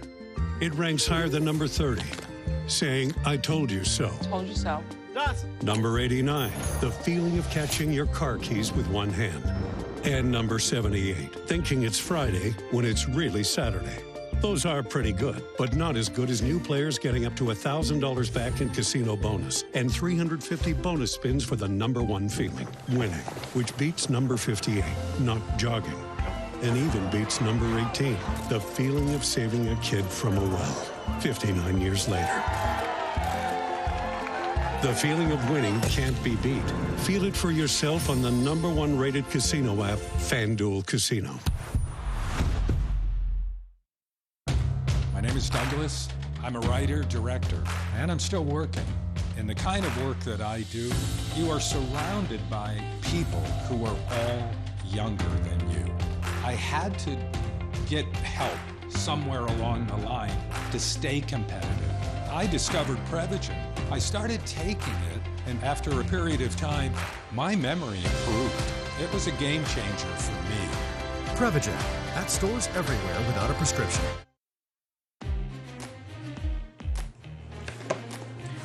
The marquee event of the weekend on Saturday, the $7 million Loughnane Breeders' Cup Classic Grade 1 event, bringing together an international cast once again to the World Championships here at Del Mar and City of Troy. The morning line favorite at odds of 5-2, testing the dirt for the first time in his successful career. He's made over $3 million. He draws post position number 3. He's got Ryan Moore aboard once again and comes into this race off of 3 consecutive Group 1 victories, Rishi, most recently in the Juddmonte International, where he tackled older horses at York. Yeah, he was ridden aggressively in this race. He was ridden from the front. Now, the horse that finishes second in the green colours is Calandagan, who is a very, very high-class 3-year-old. Ghostwriter in behind, and the horse in the pink cap to the outside is Blue Stocking, who is the Arc winner. So as good a 10-furlong race as there has been in Europe this year. And City of Troy clocked some pretty good fractions through the final half a mile through that race, turning in. One interesting aspect was he was hanging ever so slightly to his right. That's a little bit of a concern considering the tight configuration of Del Mar. But he clocked under just over 11.9 seconds for the third to last furlong. Then he clocked 11.24 and 11 seconds, I think, his last couple of furlongs. So he's got the ability to go hard and go long at that sort of good pace. And I also think he can go hard early in a race and still have something left for the end of it. That seems to be his style as a 2-year-old. And then what happened in the Guineas threw everyone a little bit, but then he's come roaring back in the Derby and at Sandown in the Eclipse and in the Juddmonte International last time out. He is a worthy favourite on talent, but I understand the questions that those people who know about dirt racing will have against him. Yeah, I mean, you're faced with the old dilemma. It's an old cliche here, Rishi. Never bet a horse at a short price doing something for the first time, because there's this question. Unfortunately, the price is going to be shortened on City of Troy, but I mean, it will. If he pulls this off, I mean, this will be remarkable. There's never been a European horse go off favourite for the Classic, as far as I can remember. Is that right? I'm fairly certain that's the case. Yeah. Well, by the time you're done, you'll make him the favourite. Well, there's a chance. I'm on the way. Deep pockets, Rishi. There's a chance that he's not favored because Fierceness will get a lot of attention, and rightfully so. And much like with City of Troy, there are questions in his form. As brilliant as he has been, we have the Kentucky Derby, and granted it was the Kentucky Derby, but he's bounced back with 2 consecutive wins at Saratoga in the Jim Dandy, and most recently in the Travers, digging down at the 1.25 mile distance, a trip that he's tasted just twice in his career, Simon. Yeah, I mean, this solid performance, but then again, the question mark with the dirt, with City of Troy, the question mark with this group is how do the 3-year-olds compare against the older horses? So I don't think I'm too concerned about whether the Fierceness is going to show up. And I've alluded to some of his defeats earlier. I think it had a lot to do with the start of the race, the starting gate. If he gets a good break, I think he'll run his race. Is that good enough? That's the big question. 3-1 on the morning line. Champion 2-year-old last year, Breeders' Cup Juvenile winner from just a year ago. And then Forever Young, the number 1 horse for Yoshida Yahagi, winner of his comeback race off of this brilliant performance in the Grade 1 Kentucky Derby, where he nearly got there and had that trouble with Sierra Leone, who's bearing down on him, makes that contact. Not going to visit that, but like I said before, Simon, there's a large number of people that feel that he might have been the best horse in this race. Yeah, I think so. I mean, look, he wasn't bumped once, he was bumped twice, he was bumped 3 and maybe 4 times, and he only got beat ahead. I thought it was a tremendous performance. You know, obviously coming from far back like that, you know, that's a move that's more favorable in the Kentucky Derby than any other long dirt race, I think, just by nature of the way the race shapes up. So if the pace is fast, he'll come running closer. Maybe if the pace is a little slower, he'll lay a little closer to the lead. So that's a look at the Breeders' Cup Classic. The Distaff on Saturday. Loughnane Breeders' Cup Distaff, Grade 1 event, $2 million purse at 1 1/8 miles. And the heavy favorite in here will be Thorpedo Anna, the 3-year-old filly who's lost once this season, and that was in the Travers to Fierceness. And here's a look at her cotillion, which left some people, I don't want to say with mixed emotions, but I think the expectations were that she was going to draw off and win this one by open lengths, but she gets there just by a neck, Simon. Yeah, I mean, I think that's the problem. When you're this good, you get held to a higher standard the most. So people see explosive blowout wins. They want to see it each and every time. She didn't do it last time out. There were some reasons why. She lost it a little bit before the race. Penny McPeek said he's, you know, little pre-race antics and probably didn't give her best that day. She shipped in a lot earlier here than she did to the cotillion that day. So, you know, I think if she brings her A game, obviously, I mean, she's a deserved favorite. But it really is a case of her versus Raging Sea, I think, right? East Coast runner in Raging Sea from the Chad Brown barn. That horse beat Idiomatic, couple of starts back on form. She's a big player in here.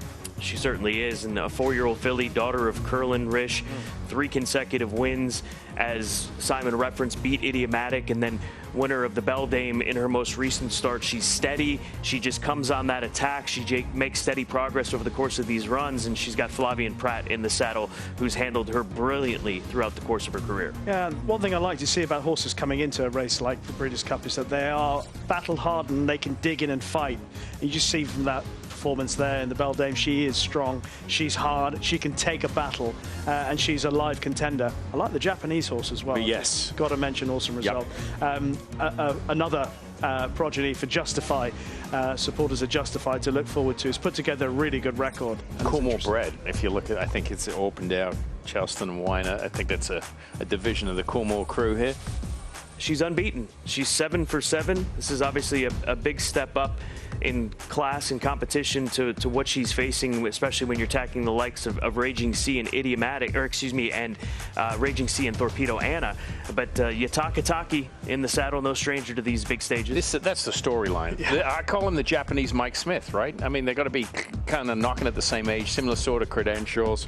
He rode Point Given here in his first start for trainer Bob Baffert. When I was training 25 years ago, I rode him a couple of horses. He used to come here to California, spend a lot of time here. So awesome result, major player. 4-1 on the morning line, has that outside post position in the Distaff on Saturday. Loughnane Breeders' Cup Turf, $5 million on the line, 1.5 miles the distance. And here's a look at this international cast of 13. Rebels Romance, the morning line favorite, Rish, the 6-year-old gelding who's run out over $9.1 million over the course of his career, winner of the Breeders' Cup Turf a couple of years back in Lexington, Kentucky at Keeneland Racecourse. Interestingly enough, you know, that year, Scott, at the start of the season, he was considered a potential dirt horse. He was campaigned as a potential dirt horse for Charlie Appleby back in Meydan, but he ended up winning the Breeders' Cup Turf at the end of the season at Keeneland, just progressing and progressing. When he unseated at Saratoga the following season, it looked as if he'd lost a bit of form. He got thumped by Warlike Goddess at Aqueduct on his next start, and then it's been a slow progress back to his absolute best. I thought he took advantage of being in a good position in the Shima Classic at Meydan earlier this year, but then he followed that up with wins in Hong Kong, a very good run at Ascot in the King George, and then last time out, Charlie Appleby said in Germany he was about 85% fit when he won. So when you consider all those factors, he sets a really high standard. He's the one to beat, but I just feel it's not as high a standard as we've had in the turf in years gone by.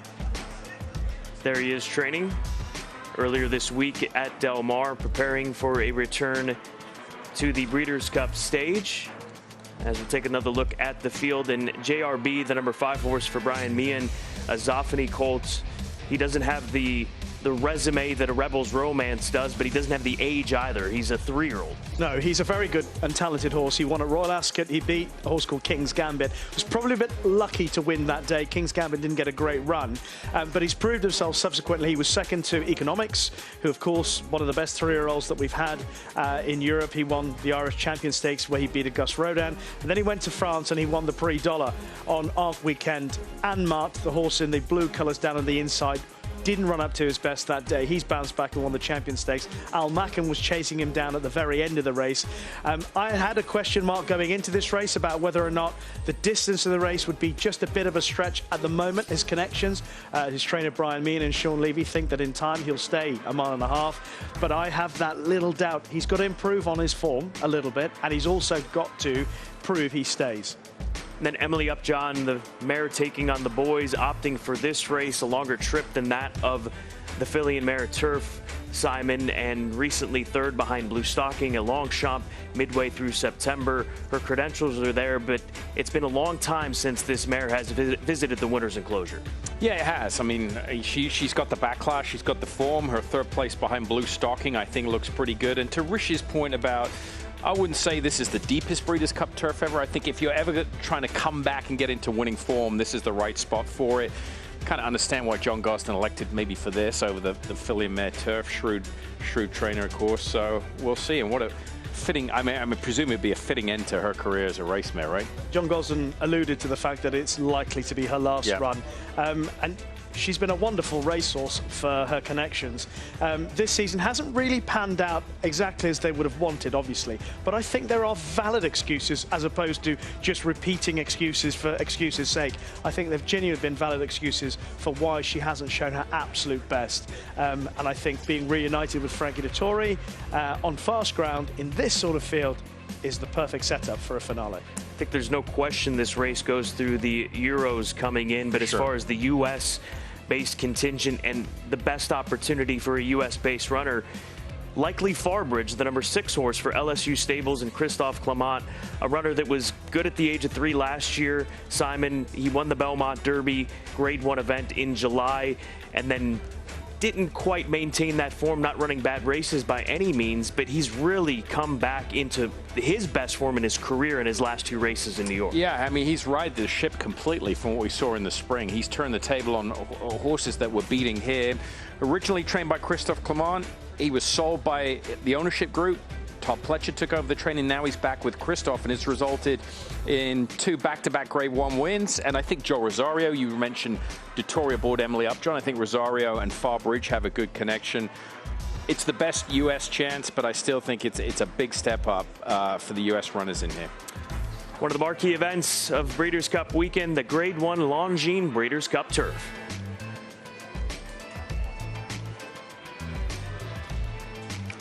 Let's check back in with Michelle.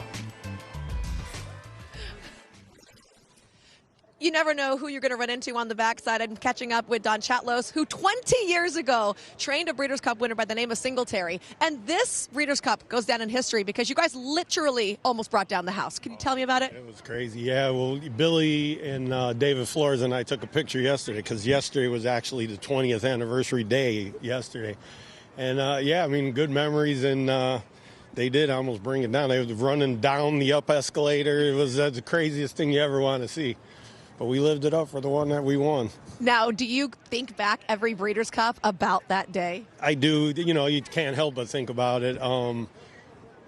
We went in. The video that you see all the time on TVG, we just did that for ourselves. We never thought that was going to get out, and we were just going to have fun with it. Billy's attitude. Hey, look, we think we brought a horse that has a chance. Let's just have fun and see what happens, and we won. It's crazy. I mean, that is a race that really put Little Red Feather on the map. I mean, they're here with a couple of horses with really great chances, but Singletary was really a launching point for them. What does it feel like to be a part of that? It was great. Billy's a great guy, and yes, that put them on the map. But then what Billy's done with Little Red Feather since then has been just unbelievable. He raised it to another level.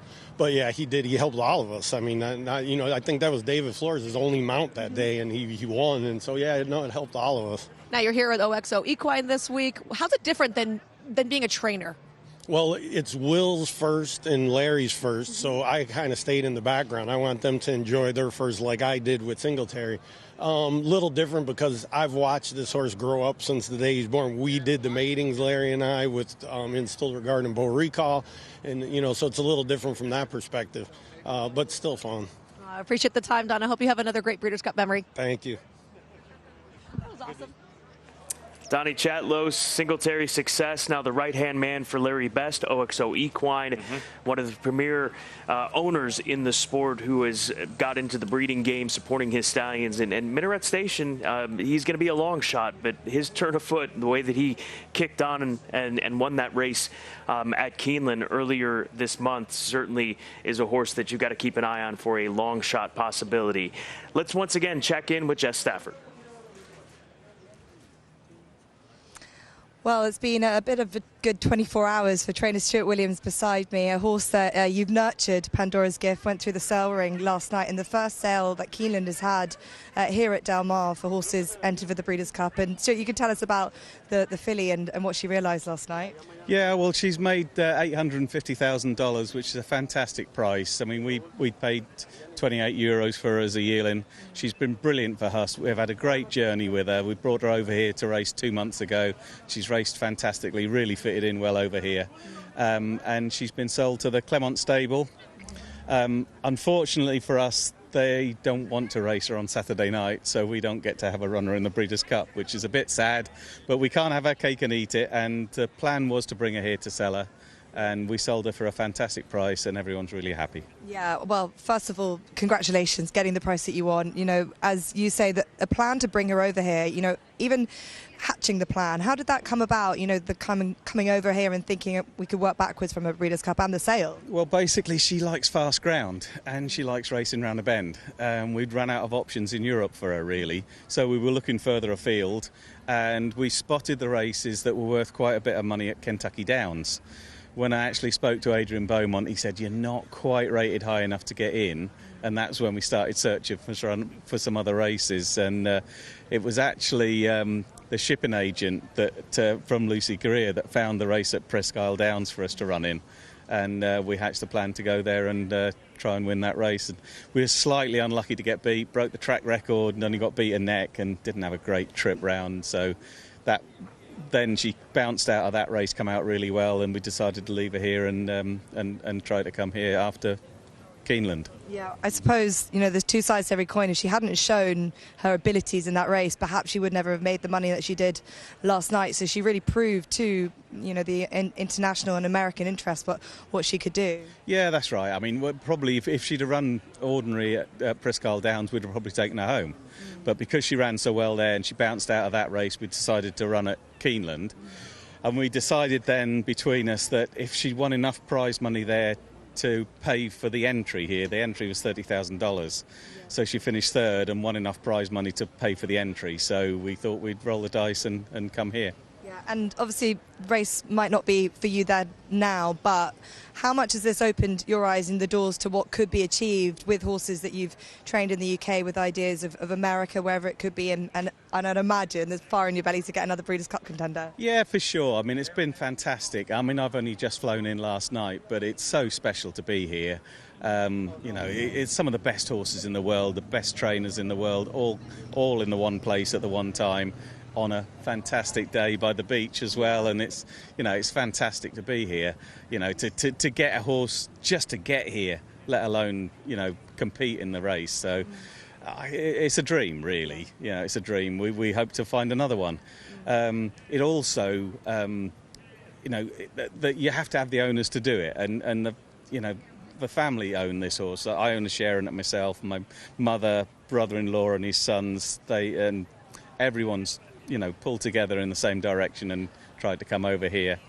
And we've been she's been stabled over here for 2 months.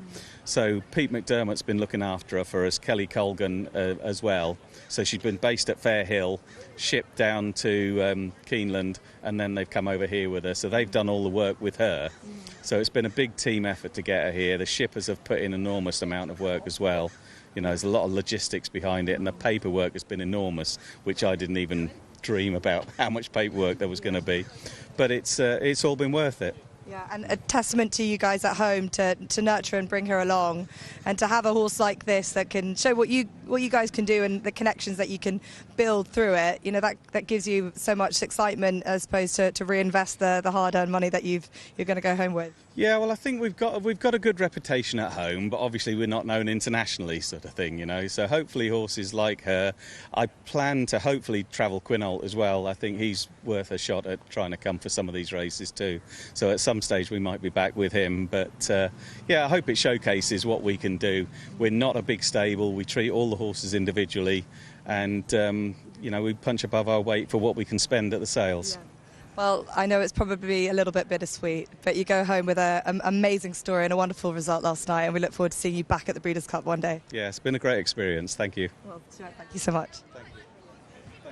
Well, I don't think there's anything bittersweet about it, because what did he pay for this filly, Rich? €28,000 at the Goff sale 2 years ago. And they sold her last night at the Keeneland Championship sale, Simon, to Leslie and Larry Sarf's LSU stables for $850,000. There are different ways of measuring success. Yeah. This is a success story for Stuart Williams with Pandora's Gift. His $30,000, you give me $850,000 in return. That's pretty good ROI, return on investment. Thank you, sir. Yeah. And new wrinkle to this week with the Keeneland Championship sale last night. Who knows? I mean, this could be something that we see more folks take advantage of for years to come. That's going to do it for Breakfast at the Breeders' Cup. It's race time. You ready for some racing today, tomorrow, and Saturday? Let's get right into it. Started without clothes, finished with clothes. Fantastic. And now I wish I had less clothes on. Starting to warm up. I need to put the Ivorone get-up back on. But the entire team, the early mornings, there are folks that get here in the middle of the night to put on this show. For everybody, we don't have the entire time to name names, but just want to name a few. Ruben Mendez, Chris Lee, Becky Somerville, Rob, you guys are stars. Chad Nochi, who did a great job in directing the show as well earlier in the week, and Tatiana. What would we do without Tatiana behind the camera here? Crumpets on the and tea set? Every morning, 8:30. I felt like I was in England. Yep. We were set up, tea, warmth. That's all we can ask for in these early mornings. But look forward to the weekend here at the Breeders' Cup once again at Del Mar, as we'll leave you with some looks and sights and sounds on this Thursday, on this Halloween Thursday. Thank you for joining us on Breakfast at the Breeders' Cup. We look forward to our racing previews over the course of the weekend. Dodgers successful last night. Yes. Can Forever Young be that way in the Breeders' Cup Classic? And the Aiden Army, always one of the great visuals of these weeks, out in full force once again this morning at Del Mar. Enjoy the World Championships this weekend.